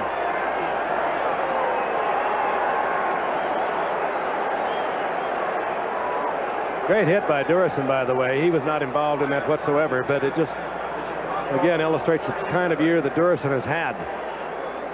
6 sacks, I believe, Al, did you get another one tonight? 7 now for the season, right. 6 interceptions. Making the hit there behind the line of scrimmage. He's everywhere. Bears have now been penalized 7 times for 56 yards. 1st and 10 from the 37. Gary James wrapped up. Van Hampton and Singletary are there. And it'll be 2nd down and 9. That Chicago defensive front, one of the things we touched on in the Ram game at midseason, Buddy Ryan leaving, and in a way the Bears have very much used that to their advantage defensively. A lot of the Bears felt that Ryan had gotten so much of the credit that they began to almost say internally anyway, hey, look, we can play this game no matter who's coaching us. And so Tobin came on, and if anything, the defense has been at least statistically slightly better this year. And right now they have taken Perry out, and Wachter is in. On 2nd and 9, a bad pass and an interception at the 32-yard line by Mike Richardson. As the Bears get it back on an interception by Richardson, who ironically played his college ball for Darryl Rogers when Rogers coached Arizona State. Bad pass, understatement, as Chuck Long, I don't know what he was thinking about. This drop back, he's looking all the way. There's no way Richardson's not going to read it. He didn't even take a look downtown. You've got to at least look off the defender to some degree, and he had to know that he was going to be there. He was looking right at him. Bears at their own 32-yard line. Payton, as they try to go back to the fundamentals. We've only played 5.5 minutes here in the 3rd period. We've had 3 fumbles, 2 of which were lost, and an interception. The fundamentals are the Bears is strip the ball from the quarterback, hang around, get the recovery, take it in for a touchdown, as happened in the first meeting between these two teams. And the Bears prevailed on that one 13-7. They're not pretty. They just get it done. 2nd and 9 out at the 32-yard line. 6-3 Detroit. 8:40 to go in the 3rd.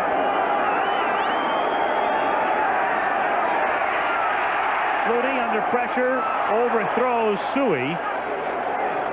And it'll be 3rd down, and that time Vernon Maxwell forced the throw.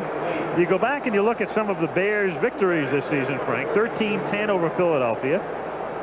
20-7 over Houston. 13-7 over Detroit. 13-10 over Atlanta. 12-10 over Green Bay. 13-10 over Pittsburgh. They haven't been winning by much, but they're still 12-2. 12-2. Like I said, somehow they get it done. They're playing in a game that is only meaningful if the Giants lose next Saturday. They're playing with a quarterback that's only been with them a few weeks.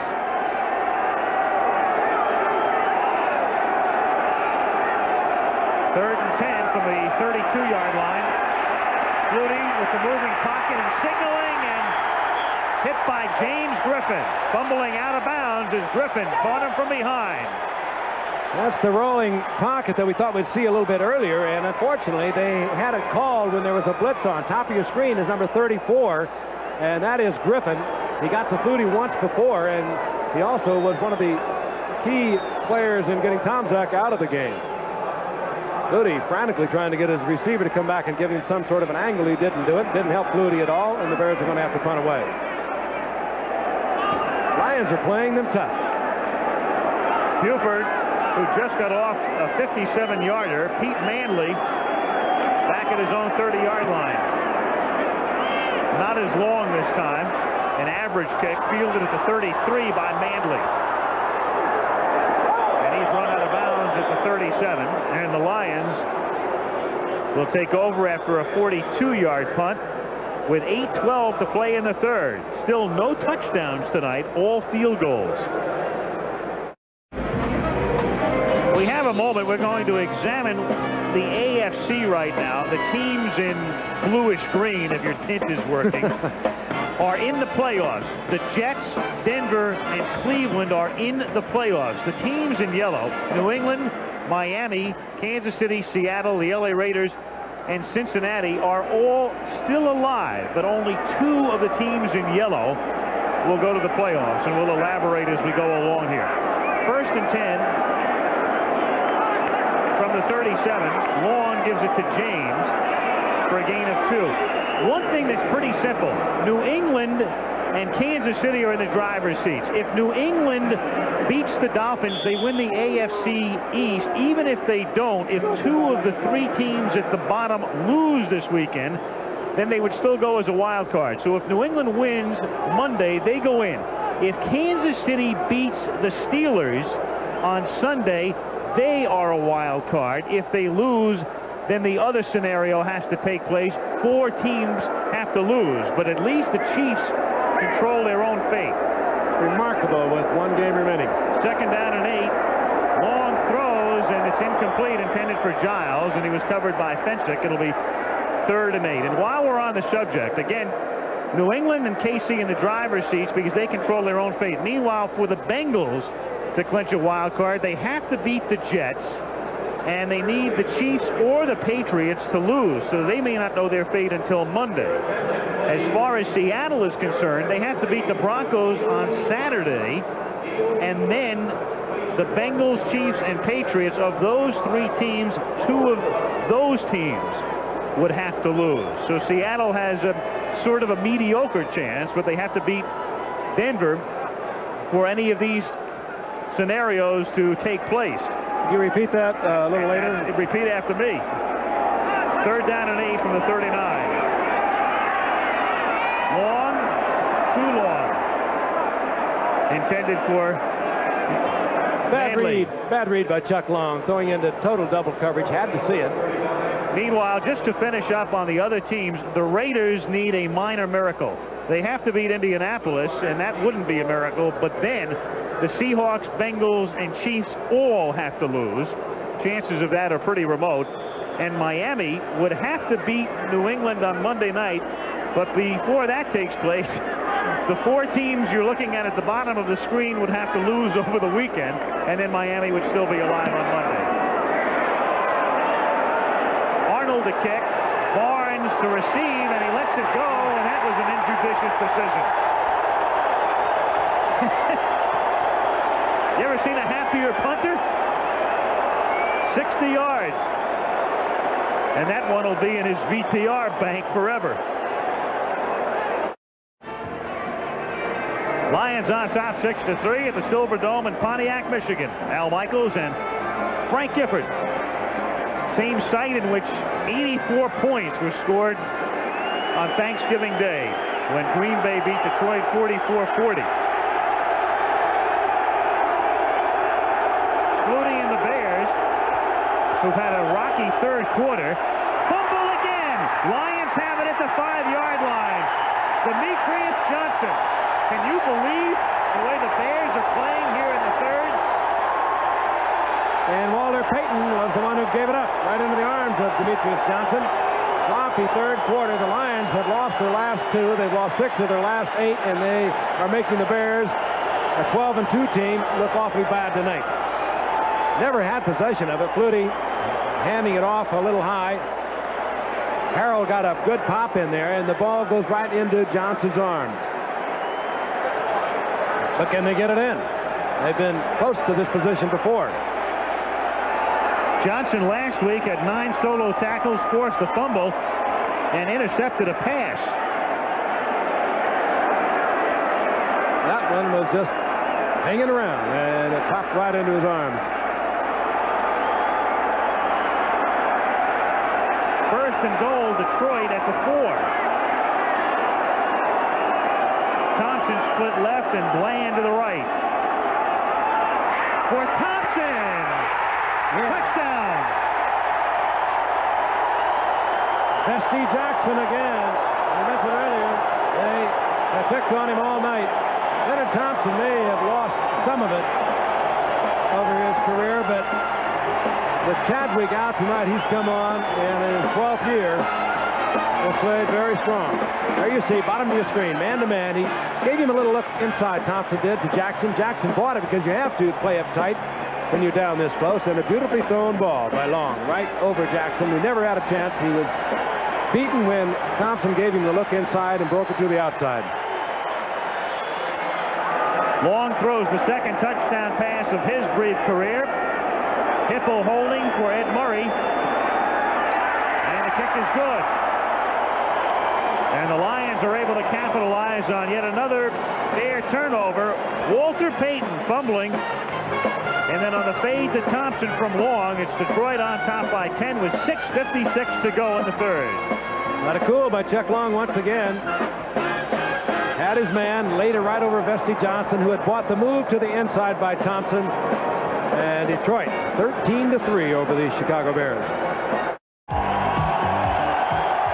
Some salvation. A season in which the Lions are 5-9. And the crowd into it. And the players exhorting the crowd while we were in commercial as Murray kicks off. Taken at the 9-yard line by Dennis Gentry. And he brings the ball back out to the 30. Leonard Thompson scoring the first touchdown of the night and tying Terry Barr's Lion mark with his 35th career touchdown reception. Now, either this is the best 5-9 team we have watched all year long or the worst 12-2 team. You know, you can't hardly go without saying it. This team is still a different football team, the Chicago Bears, without Jim McMahon. Of course, he is gone. There's no question he is out for the season with the surgery. But they need somebody, a leader type. And Flutie has shown a little bit of that tonight, that quality. But keep in mind, too, this is only his second extended action. First and 10 from the 29 as Payton gets it right back to the line of scrimmage, and that's all. And this defense is all over the field. They have been very successful on the blitz. They've been stripping the football. And it's a team that came into tonight ranked 26th in the league against the rush, 18th overall.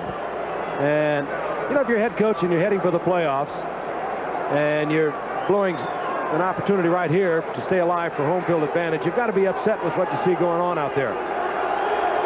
You'd like to have some kind of momentum when the second season starts. 2nd and 9 from the 30-yard line. Dumped off to Payton, and it's all he can do to hold on, and it's incomplete. That was a good pass. It was a great play by Harrell to get there. Flutie did what he had to do. The blitz was there. He had no chance, and he just dumped it over the man. You'll see the pressure he gets right up the middle. Harrell reads it from the inside. The ball is perfectly thrown, and Harrell, who had started the blitz, read it, got to the outside, and made a great play. They are playing like a possessed team. 3rd and 9 at the 29. It's good, too, because this is a team that's going to be watching the playoffs. It's good for football to see this happen. They're going to be watching the playoffs over the holidays. On 3rd and 9 with Gentry in motion. And everybody in the pattern. And a 4-man rush. And it's caught at the 41 by Gentry, who pays the price but gets the first down. Survives the hit by William Graham. And it was a hit. Great concentration by Gentry.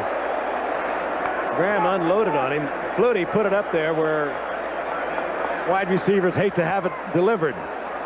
You put it up high, and you know when you go up, you're going to get it. And just excellent concentration by the former running back, Dennis Gentry, as Graham really unloaded on him. Chicago at the 41. First and 10. 5:19 to go, third quarter. Payton. Out to the 45. They've done a pretty good job containing him tonight. Payton has not sprung loose. 10 300 carry seasons. That tells you a few things. It tells you he's great, because if they give you the ball 300 times over 10 years, you have to be a great back, and it really points up his durability. How about his 167th consecutive start for a running back? I think the nearest one to him has 34. James Brooks. On 2nd and 6. Flutie nearly has it intercepted.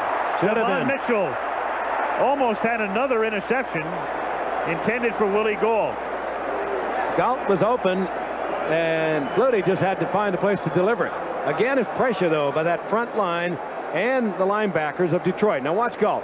You got to respect his speed, former world-class sprinter, and you saw Bruce McNorton just disappearing, but he had time to get back into it as it was almost picked off. 2 almosts for Mitchell tonight. 3rd and 6 from the 45. Flutie is 1 out of 5 in this half. He's changing. Stumbling, maintains his balance, and another errant pass. Intended for Lou Barnes. He was chased by William Graham on the safety blitz. I don't think they were all on the same page offensively. Flutie changed at the line of scrimmage. He wanted the rollout. He got one man out in front of it. Keith Van Horn stayed home, number 78. You can see him. He should have been playing to block back inside against Ferguson. And Flutie, under great pressure, had to throw it away. This has been a very discouraging quarter for the Bears. And, well, Tom Zack's gotten it, and McMahon's gotten it, and Fuller's gotten it through the years. So why not Flutie? He told him what he wanted to do. Flutie changed it off, and he didn't like it, and he told him about it. And the boys are paying attention. He will get their attention. Yes. Into the end zone for the touchback. And out they come to the 20. Yeah, Mike will make you stand in and listen. I have a feeling it's just a guess. At halftime, he said, realized they're playing bad. And he realized it early in the third quarter. He probably talked to Flutie on the sidelines and his offensive coordinator, Eddie Hughes, and said, let's go back to the basics and let's stay there. Let's go back and play bear football, tough football, hard football, and count on our defense. Let's don't get cute out there. We're not a cute football team. Flutie went out, changed the play, got himself in trouble, and Ditka didn't like it. 1st and 10, Detroit from the 20-yard line. 4:14 to go in the third. James Jones fumbles. That's the play of the moment, isn't it? It's the Detroit night, though. It was a Detroit bounce. Funny how it works that way so often. Dale Rogers, 20 years at the college ranks, coming here from Arizona State a couple of years ago. Longtime college coach, Fresno State, San Jose State, Michigan State, and then Arizona State. Good sense of humor. Ask him about Chuck Long starting night. Said, not ready yet. Said, we're going to see what happens. He thinks he's ready, but we know he's not. And he hasn't done badly. It's 2nd down and 10, not 3rd and 3. 2nd and 10 at the 20-yard line.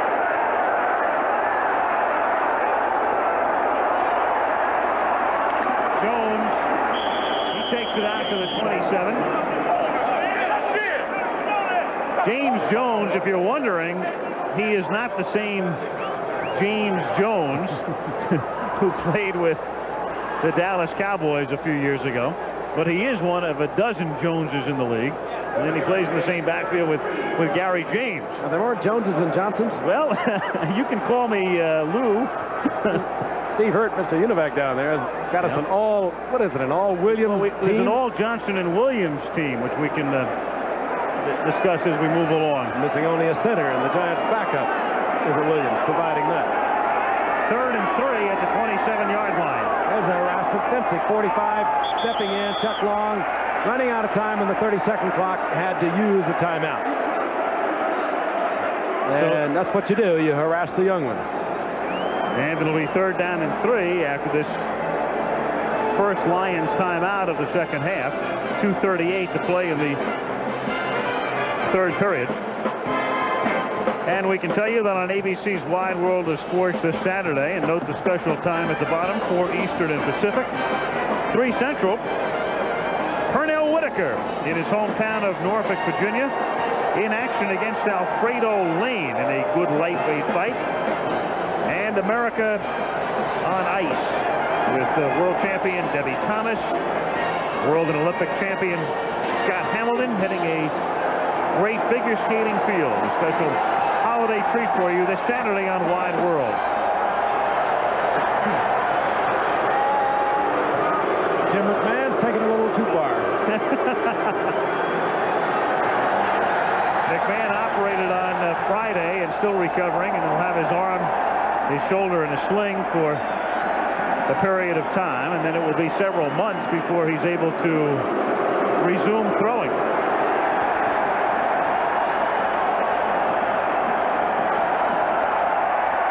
So the Lions now asking for some quiet. 3rd down and 3. They're into their wave, and it's a bad one. Every wave is a bad one. Did they do this in Europe, soccer games? God forbid. You know they did. The Bears, as a matter of fact, played Dallas way back in the summer. I was there for that game, and they did pick up a wave. And it started in opposite directions, and it meant it was an amazing thing. Look at Long. He's asking them to cease and desist. Well, they might want to change the play. They could never hear him if he wanted to. 3rd and 3 as he goes to the air from the 27, and he is sacked back at the 20. William Perry put the clamps on him. The Fredge was on top, but Dan Hampton came from the outside and made it happen. The Fredge was just hanging around in the middle. He has not been much of a factor tonight, but Dan Hampton has been there on almost every occasion that Long has been pressured. He's playing better, Al, since they left him home. Last year, under their wild sort of helter-skelter defense under Buddy Ryan, they moved him around a lot. They've left him home this year. Lou Barnes, who ran a kickoff back 85 for a touchdown against Tampa last week. Arnold a kick from the 5. His last one was a beauty. This one's pretty good. Barnes at the 26. 40. 50. And knocked down by Arnold himself at the 40-yard line. Oh, and he was gone. 54-yard kick, as it turns out, but a 35-yard run back, so only a 19 net. And a Bear is shaken up, and it's Thomas Sanders who is the backup to Peyton. Look at it again. Barnes not looking for any kind of a picket line. He just turned it on. Did not care about his body whatsoever. Went right into the pileup, broken on the outside, and had he been able to get away from Arnold, that was 6 points. Sanders now is the concern of the Bears. Yeah, these guys who play on these special teams, they are involved in some of the most violent collisions. It's strictly physics, mass, weight, motion, and they're getting bigger and stronger and quicker every year. You can bet you won't see Flutie on a special team. Lions have been harassing Flutie almost as effectively as the Bears have been harassing Chuck Long. With credit to this Lions defense. They played superb football tonight. From the 39, Gold to the 32, Dwayne Galloway making the stop. This is what I think Ditka wanted him to do. Now, go out there and do this sort of thing. Get some high percentage stuff. Go to Willie Gault. Put him on a 5-yard stop because you know that defensive back is thinking he's going to blow by me. You know he's going to be open. Every time you read the single coverage, go to him. Let's don't get fancy. Let's don't try to get 6. Let's play Bear football. 2nd and 4 from the 33. And Calvin Thomas fumbles at the 23. Detroit has the football. They'll bring it back. Play has been whistled dead. All this means nothing. But Detroit has it. Bruce McNorton. Ditka is going to eat a sneaker. And a cleat as well. McNorton recovered a fumble last week against Pittsburgh to set up a touchdown. And he does it again. That's the remains of the sneaker. Love it. Don't you love this? What you do, take the points or give the points? Sanders once again. I hope she took him. Calvin Thomas tripped up, just lost the football. They didn't even collide with the football. Thomas and Sanders, Ditka wanted to see a lot of them tonight. We may go back and live with Peyton the rest of this game. First and 10 from the 23. Lions on top 13-3. Looked like Long nearly fumbled the snap and then gets it away deep, and that's tipped and incomplete. 3 Bears were there. Leonard Thompson, the intended receiver, with Jackson Fensick and Dave Duerson all in the neighborhood. That was a 6-point ball had he been able to get it there. He just didn't get it there. You can see Thompson pulling up. He had beaten Bestie Jackson. They have worked Jackson over in grand fashion tonight. And Long, that's kind of disturbing. All he had to do, when you have an outside receiver, you hold it for a 3 count, you throw the thing as far as you can. Don't underthrow it. It was a good move by Thompson to get behind Jackson, and Long just didn't get it there. Second and 10, Detroit at the 23-yard line, 1:10 to go, third quarter, 13-3 Lions. Here they come. James to the 36-yard line. It'll be third down and about 7, out at the 26-yard line, 3rd and 7. Detroit, a team that has a 5-9 mark, but several of the losses, close games. They lost to Cleveland by only 3. Rams beat them by 4, pre-Everett. The 6-point loss to the Bears. The Green Bay defeat on Thanksgiving by 4. So they've been right there a lot. And tonight they're right there up by 10. 3rd and 7 from the 26-yard line. They're showing blitz again. And this play is whistled dead before the snap as the clock had gone down to 0. The 30-second clock. Perry's having a very frustrating night. He's been called in a personal foul. 1 for kicking. There he is. Is he getting bigger? Is that my imagination? He's getting bigger. That's the reason, one of the reasons that Ditka has not been using Perry, and he's only carried the ball once this year, is the fact he did put on so much weight. And he fumbled that one. That 72 looks so small on that huge body. Yeah, doesn't it? Same size as Flutie's, too. 3rd and 12 as it comes back to the 21 after the delay. And as the clock is restarted at the 21-yard line, the quarter will expire as they change ends of the field.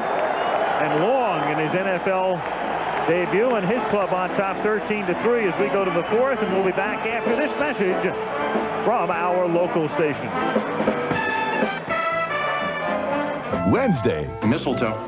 'Tis the season to be jolly. You hang it over the door, and women have to kiss you. What a gimmick. Perfect strangers. Then. You understand why Ditka's gnawing on his sneakers. 4 turnovers. That's the big difference. And just sloppy football. And you can say it's sloppy football on the part of the Bears, or you can say it's inspired defense on the part of the Detroit Lions, who are going absolutely nowhere in the playoffs. They're just playing good football tonight. And what you can say about the Bears is they played a thoroughly abysmal 3rd quarter. They played those in the past, however. They are 12-2. 3rd and 12 from the 21-yard line, and they keep it on the ground to James Jones, and he goes nowhere unless Detroit will kick. Al Michaels, Frank Gifford, Monday night in Pontiac, Michigan. Lions leading 13-3, and Jim Arnold comes in to kick again. Tonight, well above his regular season mark, a 60-yard beauty. The last one was 57, but Barnes ran it back 35. Once led the league at Kansas City. This is a low kick. 39-yard line. Barnes and low kicks normally result in good runbacks. And that's a run back of 16 yards to the 40. Barnes looking awfully good. 5th round pick from Oregon. This telecast is presented by authority of the National Football League. It's intended for the private use of our audience. Any rebroadcast or other use of this telecast without the express written consent of the National Football League is strictly prohibited. If you rebroadcast the third quarter in Chicago, Ditka will rain all over you. Not a good way to head into the playoffs, though. They have Dallas ahead of them next week in Dallas. I know that Ditka would like to get it back to something a little more steady. Keep it simple. I'm sure that's what he has told Doug Flutie to do. Calvin Thomas in the game alongside Payton. From the 40, Flutie throws a high pass, but pulled in by Willie Gault.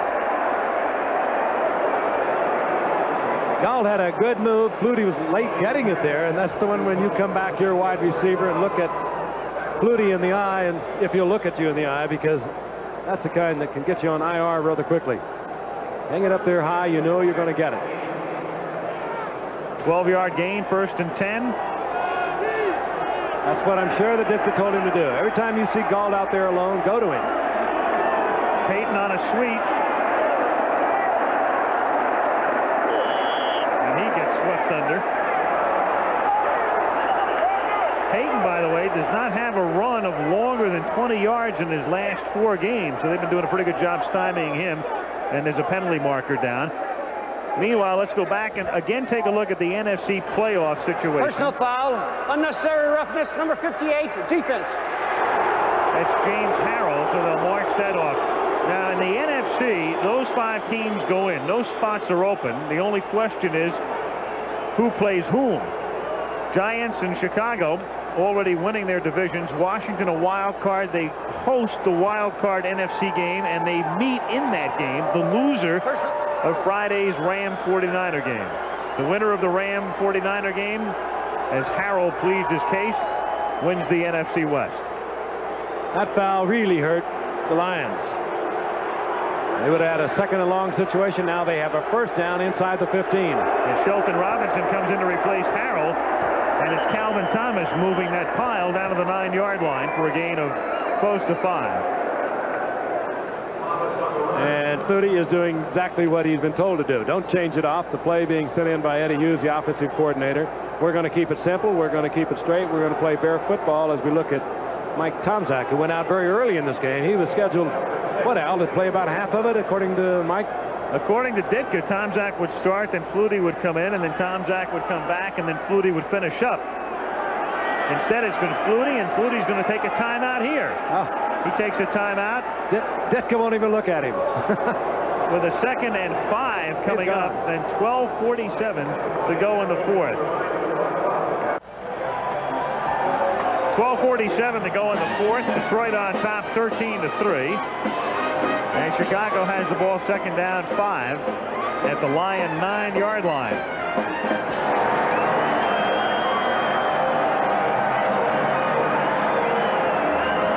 While we were away, Ditka cooled off a little back and came back and had a few words with his quarterback, Doug Flutie. He doesn't spare any of them now. Early in the year, he stood out Steve Fuller. Mike Tomczak has had a ton lashing from him. Flutie has got a little bit of it tonight. 2nd and 5 with Ortega in motion. Thomas, but that play was whistled dead before it started.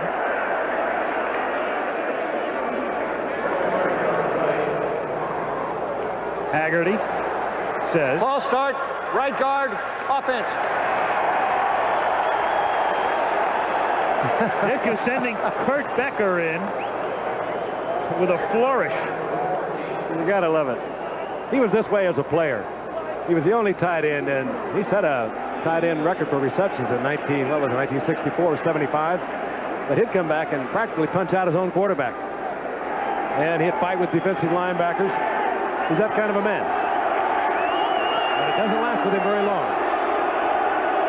Neil Anderson is in the game. That's him in motion from the 15-yard line.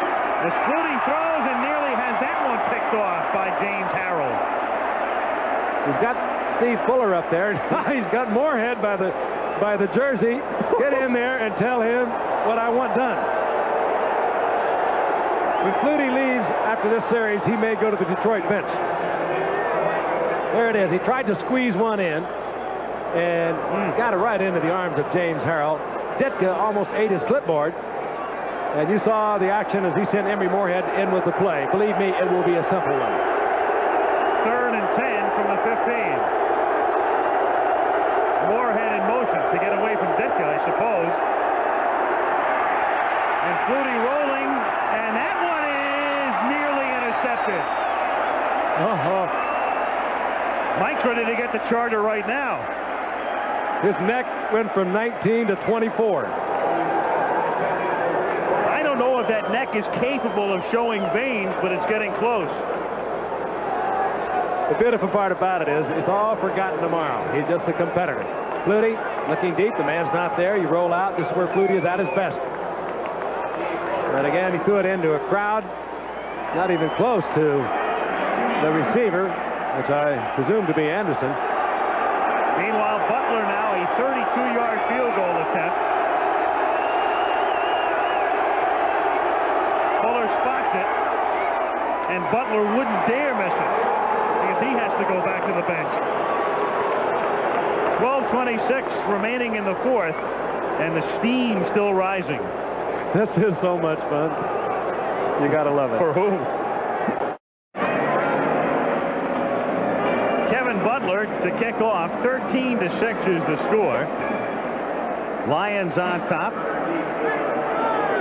with 12:26 to play in the 4th period in Pontiac. A one-hopper, and Herman Hunter's going to come out with it. And he's buried out at about the 17-yard line. This happened earlier, recorded. He is sending Emory Moorhead in with a play, and he says, I don't care what he says, he better not change it. Look at Fuller behind him. Now he's looking at Flutie over Moorhead's shoulder at that point. Yeah. Poor Moorhead. Emory saying, hey, look, I'm just a messenger, right? It's the old Cleopatra routine. Don't bring me bad news or you're dead, Buster. Right. This is so much fun. Good work by our camera folk, too. Yeah, I tell you, the most precarious spot would be to be our handheld guy on the far side. From the 17-yard line, the flip goes out to Leonard Thompson, and he takes it out to the 30-yard line for a first down. Thompson playing very well tonight in his 12th year after Chadwick went out with the injury. He has been a key factor and a big help to the rookie Chuck Long in there. Lions at their own 31-yard line, 1st and 10.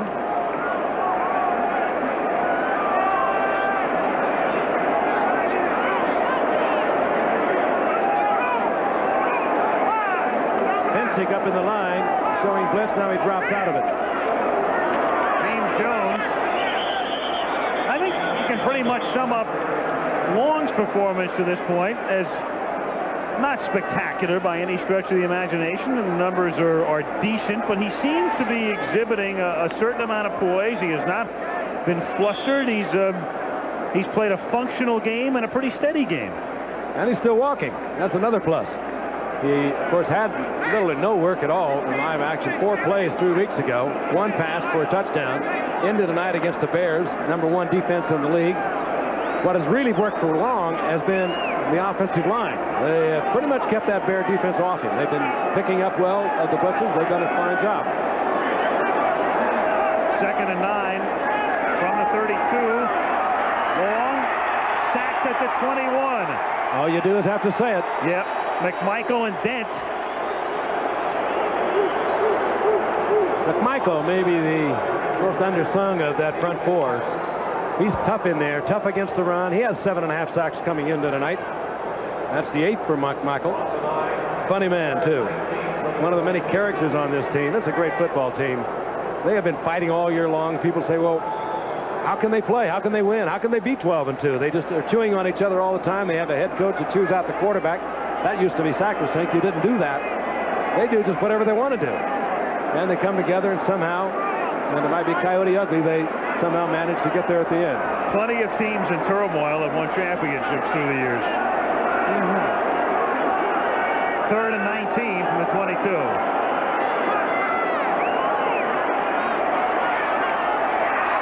Caught by Bland, who runs east-west and then north-south for a while out to the 38-yard line. Shy of the first down by about 3. And shaken up. And they've already lost Chadwick. And now Bland is hurt. Holding his right shoulder. Chadwick went out earlier. There is Chadwick. Deep bruise. The right leg. X-rays were negative for Chadwick, but he's on crutches. And now Bland, their other wide receiver. So the two starting wide receivers are both on the bench, and Arnold is in to kick on 4th down and 4. Barnes is back at his own 21-yard line. Another good kick by Arnold. Barnes at the 11. And another good run back. Out to the 26 after a 52-yard punt and a 15-yard return. 13-6 Detroit. That's Carl Bland, who was last seen on the turf, and he's gotten up and was rotating his right arm and shoulder as he can rest for the moment with the defensive unit out there. Lions on top by a score of 13-6, and the Chicago Bears have the football at their own 26-yard line.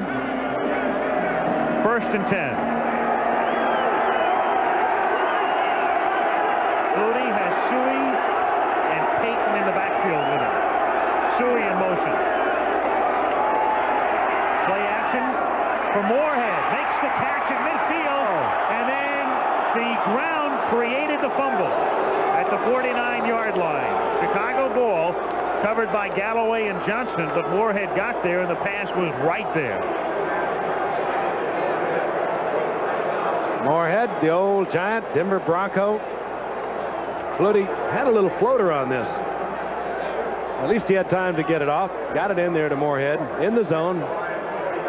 Good pass by Flutie. Nearly a face mask. 1st down, 49-yard line. And it's Anderson. Some nifty running to the outside as Anderson is forced out of bounds at the 41-yard line by Bruce McNorton, and it'll be 2nd and 2. Neil Anderson, number 1 pick out of Florida, but when you play back of Payton, and also the way it's been going, he's been playing back of Thomas Sanders, who's done well in his limited role this year, so he'd be number 3 on your depth chart. 2nd and 2 at the 41, 9:02 left in the 4th. And Suey plows his way down to the 36-yard line. Ditka, believe it or not, is a little happier. He'd have to be at this point. 1st down. Later tonight on Nightline, the flight of the Voyager, made entirely of fiber and paper, trying to fly around the world. It took off yesterday from California, trying to fly around the world without refueling. An 11-day trip. It could be the beginning of a new era in aviation, and that's the subject tonight on Nightline, following your late local news. On 1st down, a huge hole for Payton to the 19-yard line on his longest carry of the night, and the Bears are very much back in gear. You can see that Ditka's calling the plays. He is giving them to Fuller. Fuller is flashing them in. And now he's going to give one to Reitman. They have been either flashing or sending in. Good opening for Payton. Got a good lead block. Big opening. Started to go outside. Had he just turned on the speed, he might have even popped it all the way. He's calling them, and they're executing them. After a terrible 3rd quarter. 1st down from the 18-yard line. Suey picking up yardage now in big chunks as he gets to the 12. Mike Kofer makes the tackle. It'll be 2nd down and about 3. And I'd hate to be the next Bear that turns it over down here. They have been rather consistent in doing that. I'd hate to be that Bears insurance agent. 9 of 11 when they've scored 2 touchdowns or less. That's been the story of the Bears season. On 2nd and 3, it's Suey getting to the 7, and that'll give them a 1st and goal. That might be just about as imaginative as we are going to get down here. Ditka to Fuller. Fuller, number 4, the backup quarterback, and he is signaling the play in. That's Eddie Hughes, offensive coordinator. You had a fly shove, but we know who's running this show right now. There's no question about it. Good thing Fuller wasn't signaling the men in Italian. 1st and goal from the 7. He's got Gall all alone at the top. Payton to the 4. But he was not even thinking about changing it up. Hit by Shelton Robinson. It'll be 2nd and goal. Ditka again. Fuller, flash it in. And he'll be on the ground. Ditka's tirade on that last series has brought the Bears to a new level. I mean, even Fuller is so into it, signaling those plays in. Yes, sir. Yes, sir. Lord help him if he blows it. Wait. 2nd and goal from the 4. Suey. And he's in. That's what he wanted. I told you guys, that's what we have to do.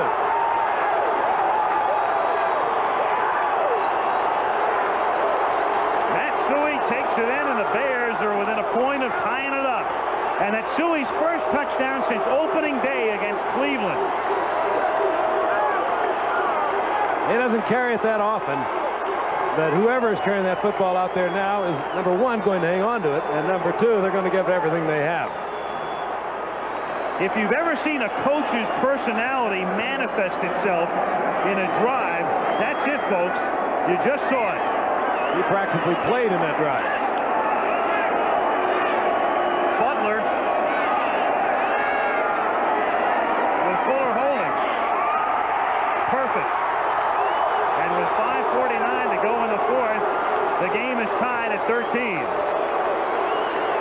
Suey, very talented former Penn State player, played just about everything Joe Paterno wanted him to do then. When he came in, there was a Walter Payton in the backfield, and he seldom gets this opportunity. And you saw Payton do something that he does so well. Blocked by Walter Payton against Angelo King, the linebacker. Suey reads it, breaks it back inside, gets the touchdown, and we've got a tied football game and a different football team playing it for the Bears. And now Darryl Rogers' job is to get his players back in gear. They've been playing emotionally all night long. And now the game has totally been turned upside down. Lions were leading 13-3. Crowd was going wild. Defense was playing with abandon. And now all of a sudden, the Bears getting the field goal on an aborted drive, and Ditka blowing his top. And then this beautiful Chicago drive. And a typical Bear drive. You get a big one out of Walter Payton somewhere. He had one, 14, 15 yards in there to make a difference. Back to the basics. You don't look pretty. But Mike Ditka never cared about looking pretty to begin with. It's the other side of Ditka, too. As you look at the numbers there, you saw him screaming and carrying on and bringing him to another level. But there he was, patting the guys, saying, good job, good job. I said earlier, that's what football players, they really like that about somebody. First of all, they respect this Hall of Famer, but they know it's not going to last tomorrow. Fuller kicks off. Hunter takes it 2 yards in. And runs into a gang out at about the 17-yard line. And so now we'll see about Long and the Lions with 5:38 to go in the 4th period. And you get the feeling what has happened to the Bears is also going to be carried over to the defense. Chuck Long is going to see a lot of movement in this next series. He's going to see some blitzing. And, of course, as the game is played out, Darryl Rogers is well aware of that. He's been around long enough to know what to expect from this defense.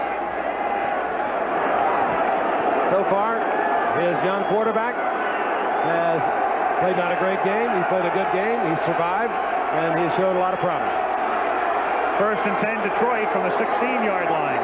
Bland back in the game and apparently healthy again in motion. And James, and there's the Bear defense. And a little kick action there from Perry as well. They called him once on that. Didn't appear to be intentional, but that doesn't mean it hurts any less. He has a foot to go with the body. Must be about a 23.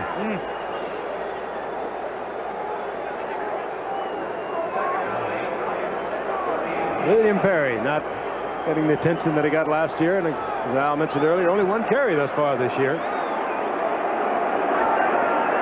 Second down, 9 from the 18. This is when they like to come. Here they come, and there he goes. Gary Fensick on the safety blitz. Durison once, and now it's Fensick. And just when I suspect the rest of the NFC playoff teams were beginning to feel good about the Bears, the way they looked in the third, the real Bears show up here in the fourth. And just not enough folks. It's not helter-skelter. It's much more pattern than it was a year ago under Buddy Ryan, whom these players still are so very fond of, these defensive players. They are proud that they've been able to play a different defense under Vince Tobin, the defensive coordinator. And you won't find anything bad said out there about Buddy Ryan. Todd Bell and Sean Gale come in, 6 defensive backs on 3rd and 19 from the 6. Over the middle, caught at the 12-yard line, but buried right there is Pete Manley. And look how many Bears are there. And the Bear defense playing the way the Lion defense was about a half an hour ago. And the Bears own the game right now, even though we're tied on the scoreboard. And there is Butler's apparent salutation to his injured teammate Jim McMahon, watching in Southern California right now. High 9, a high to McMahon. Great kick. Arnold, boy, he's had a big night. Barnes from the 32-yard line. And back out to the 45 with 3:39 to play in the fourth. Tells you what little influence or a lot of influence a coach can have on a team. Just in terms of emotion. Meanwhile, it has been tactical also. It's midnight, so it's Tuesday, and it's a happy birthday to William Perry, who is, what is he, 25? Yeah, all right. If I looked at the monitor, it would be simple, right? Jeff Chadwick's birthday is being past midnight. First and 10 from the 45-yard line. Flutie rolling and going for Gould, and incomplete. And Gould had beaten his man. He'd gotten behind Bruce McNorton. Yeah, but Flutie was very busy. He had William Gay right in his face, driving him out of the pocket. Had to throw off balance. No way he could get enough on it. William Gay, 9-year veteran, good pass rusher. They, of course, lost a great one when Doug English retired last year. We talked about some of the people that they are missing. Bobby Watkins at corner has been out for most of the season. Their fine linebacker Jimmy Williams has been out 6 weeks. And they have played well over their heads tonight defensively. Second down and 10, Chicago from the 45-yard line. 4 to go wide left. And Payton through the middle and a gaping hole and exploited to the Lion 37-yard line. Shaping up as another Chicago drive. Get a little one, then get a big one from Payton and keep it alive. Look at it again. Good lead block. Suey gets a block now for Payton. It was Payton who blocked for Suey on the touchdown, dragging those feet. Classical Walter Payton. Spinning off a tackle. He's so strong. And gets the first down at the 38-yard line. 15 carries for 65 yards, so he's averaging 4.3 tonight. From the 38-yard line, it's Willie Gould who gets run out of bounds at the 29-yard line. And that's a gain of about 9. There it is again, though. It is high percentage. And he doesn't want anything else done. He feels it. I know that he feels he can win this game, and he asked from the very start of the third quarter, we can win this game physically. We don't have to be cute. We're not a cute football team. We've got a young quarterback out there who's just learning. He has possibilities, but When Flutie started to get cute, was changing things off. Ditka got hot and really got into this game. 2nd and 1 from the 29. Suey for the first down to the 25. Well, I tell you, Ditka, the more I watch Ditka, there's no question Ditka is now the most animated coach in the league. And he himself, there is no doubt that what took place on that drive, that aborted drive that ended in the field goal, that was the key. His reaction. His team sensed it, they felt it, and it's been a different team since. He's also one of the best around, and when you go into the playoffs, emotion means so much. And this is an emotional team. And Payton will take us down to the 2-minute warning as he gets to the 17-yard line. And well within Kevin Butler's field goal range now on a typical Bear drive. Keep it easy, keep the high percentage passes going, the little one to gulp. Get a little bit out of Suey, then get 10 to 15 out of Walter Payton. And it is so typical Chicago Bears. 2-minute warning. The Bears have a 2nd and 3.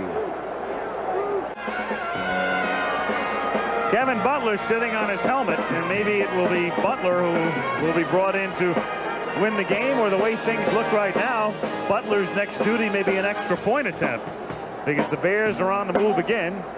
2 minutes to go in the 4th period. Game is tied at 13. And Chicago with the football. 2nd down and 3 at the 17-yard line. And it's Suey plowing to the 14 and very close to a first down. And what Chicago can do here as well is let the clock run down. We're going to get an official stoppage here of the clock for a measurement. But what the Bears optimally would like to do is put it into the end zone and take as much time off the clock as possible. So they do have 2 timeouts remaining, but chances are they won't use them except to perhaps settle for a field goal if they get to a 4th down. Tough on Detroit. They can't stop it. They only have 2 remaining. They can stop it 1 time, but they'd also have to save 1 for any sort of late heroics that they might get after the Bears put 3 up on the board. So 3rd and inches. They went with the quarterback sneak before. They were successful. Flutie has been over talking with Ditka. You can bet on one thing. He's going to run what Ditka told him to run. That's one of the benefits of having a measurement. The clock stops so you can go over to the sideline as Flutie did there. It's like getting a free partial timeout. And the clock now starting again after the measurement. We're down to a minute and a half. 3rd and inches. Flutie should have it to the 13-yard line. That's about as high percentage as you can get. And again, Haggerty signals time while they unpile. Bears are really in control of this now. They get the first down. That was obvious. First down, and the clock will start again. And there it goes. They can just tick it off. Lions might be well advised to stop at 1 time, hoping they might get a turnover. Might be able to strip the ball and then have the 1 remaining timeout left if they could move it down the field to go for the field goal. But they're letting it tick off. Detroit will probably have to stop it, as it figures to be Payton or Suey through the middle, and then Butler to win the game from the 14-yard line. That's Payton through the middle, and all he wants to do is hold on to the football. Now the Lions have to think about stopping the clock, and they do. They have to take their timeout, or at least one of them here. And again, they spent 1 earlier, so they're down to 1. Kevin Butler over there cheering the offensive teammates along. Get it in a little closer, guys, a little closer. He would hate to miss one from in here. You know, when you think about Bears MVPs this year, Butler's field goals have been the margin of victory against Pittsburgh, Green Bay, Atlanta, and Philadelphia. They won 3 of those games 13-10, the other 12-10, and they're on the verge of a 16-13 victory. Another interesting little maneuver there. That's kind of cool and calm. About a 8 on a style point basis. He had missed 3 in a row before the 42-yard winner earlier this year. He had a 52-yarder against Green Bay. That's when he beat Pittsburgh in overtime with that 42-yarder. How does Pete Rozelle feel about foot bands? Pardon? High 9. High 9. No question that Jim McMahon is really one of the remaining members of this team, even though he's been injured and out of it. They're so fond of him. He made such a difference every time he was able to perform. And I think, one and all, can only be hopeful that he makes a perfect recovery from that shoulder operation. This game needs colorful people like Jim McMahon. 2nd and 6 at the 10. And again, it is Payton through the middle. He gains 2. And now the Lions will have to stop the clock again if they so desire. And they do, and Detroit has to take the timeout once more. And there is Tom Zach, who played only 1 series tonight and came out. Meanwhile, the clock has been stopped with 38 seconds. Upcoming is a 3rd and 5. So Flutie goes over, and I guess if you Ditka here, you run 1 more play in, and then you let the clock run down, and you bring Butler out, and you go home. That you hope you do. Again, a severely bruised right leg for Tom Zach. X-rays were negative. It's a strange game. There has been not any terribly thrilling plays, nothing big. It's been mostly a hard-hitting defensive game on the part of both teams.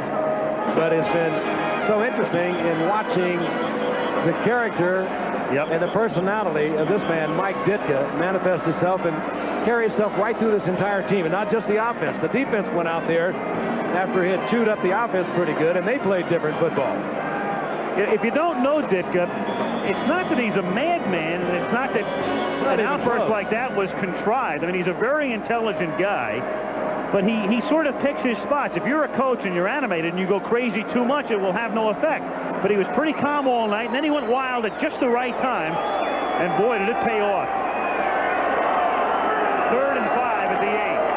Payton through the middle, and he gets to about the 5-yard line, and now they'll bring on Butler to try to win the game. First they'll tick it down, and Butler has basically the little chip shot. And Detroit cannot stop the clock, so Ditka and the gang will just let it run down to a couple of seconds. Flutie is right there with the official and saying, hey, listen, I'm going to call timeout, but only at this point. So you stay with me, Pat, and we'll watch the clock together and give me the tee. Got it down to 4 seconds. Out comes Butler. And the Bears should, unless something extra dramatic happens, go down to play Dallas next week, and they will have known what has happened with the Giants in Green Bay, and could something happen there, like Green Bay beating the Giants, the Bears could take Dallas, and then they would have the home field advantage. They're not counting on that very much, I can tell you that. So the Bears on the verge of going 13-2.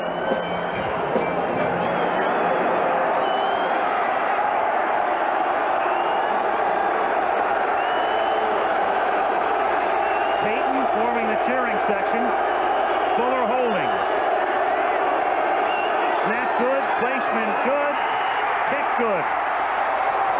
Game history. Yep. Victory. Chicago having that kind of a season. 13-10, 12-10, 16-13. But the big numbers right now are 13-2. Not a bad-looking debut by Chuck Long, the rookie quarterback. And for Doug Flutie, now it does look like he will be the man for the Bears in the playoffs. And there is Chuck Long, his first professional start, the great All-American from Iowa. And he is going to be the long-term history of quarterback, one would suspect, with Detroit.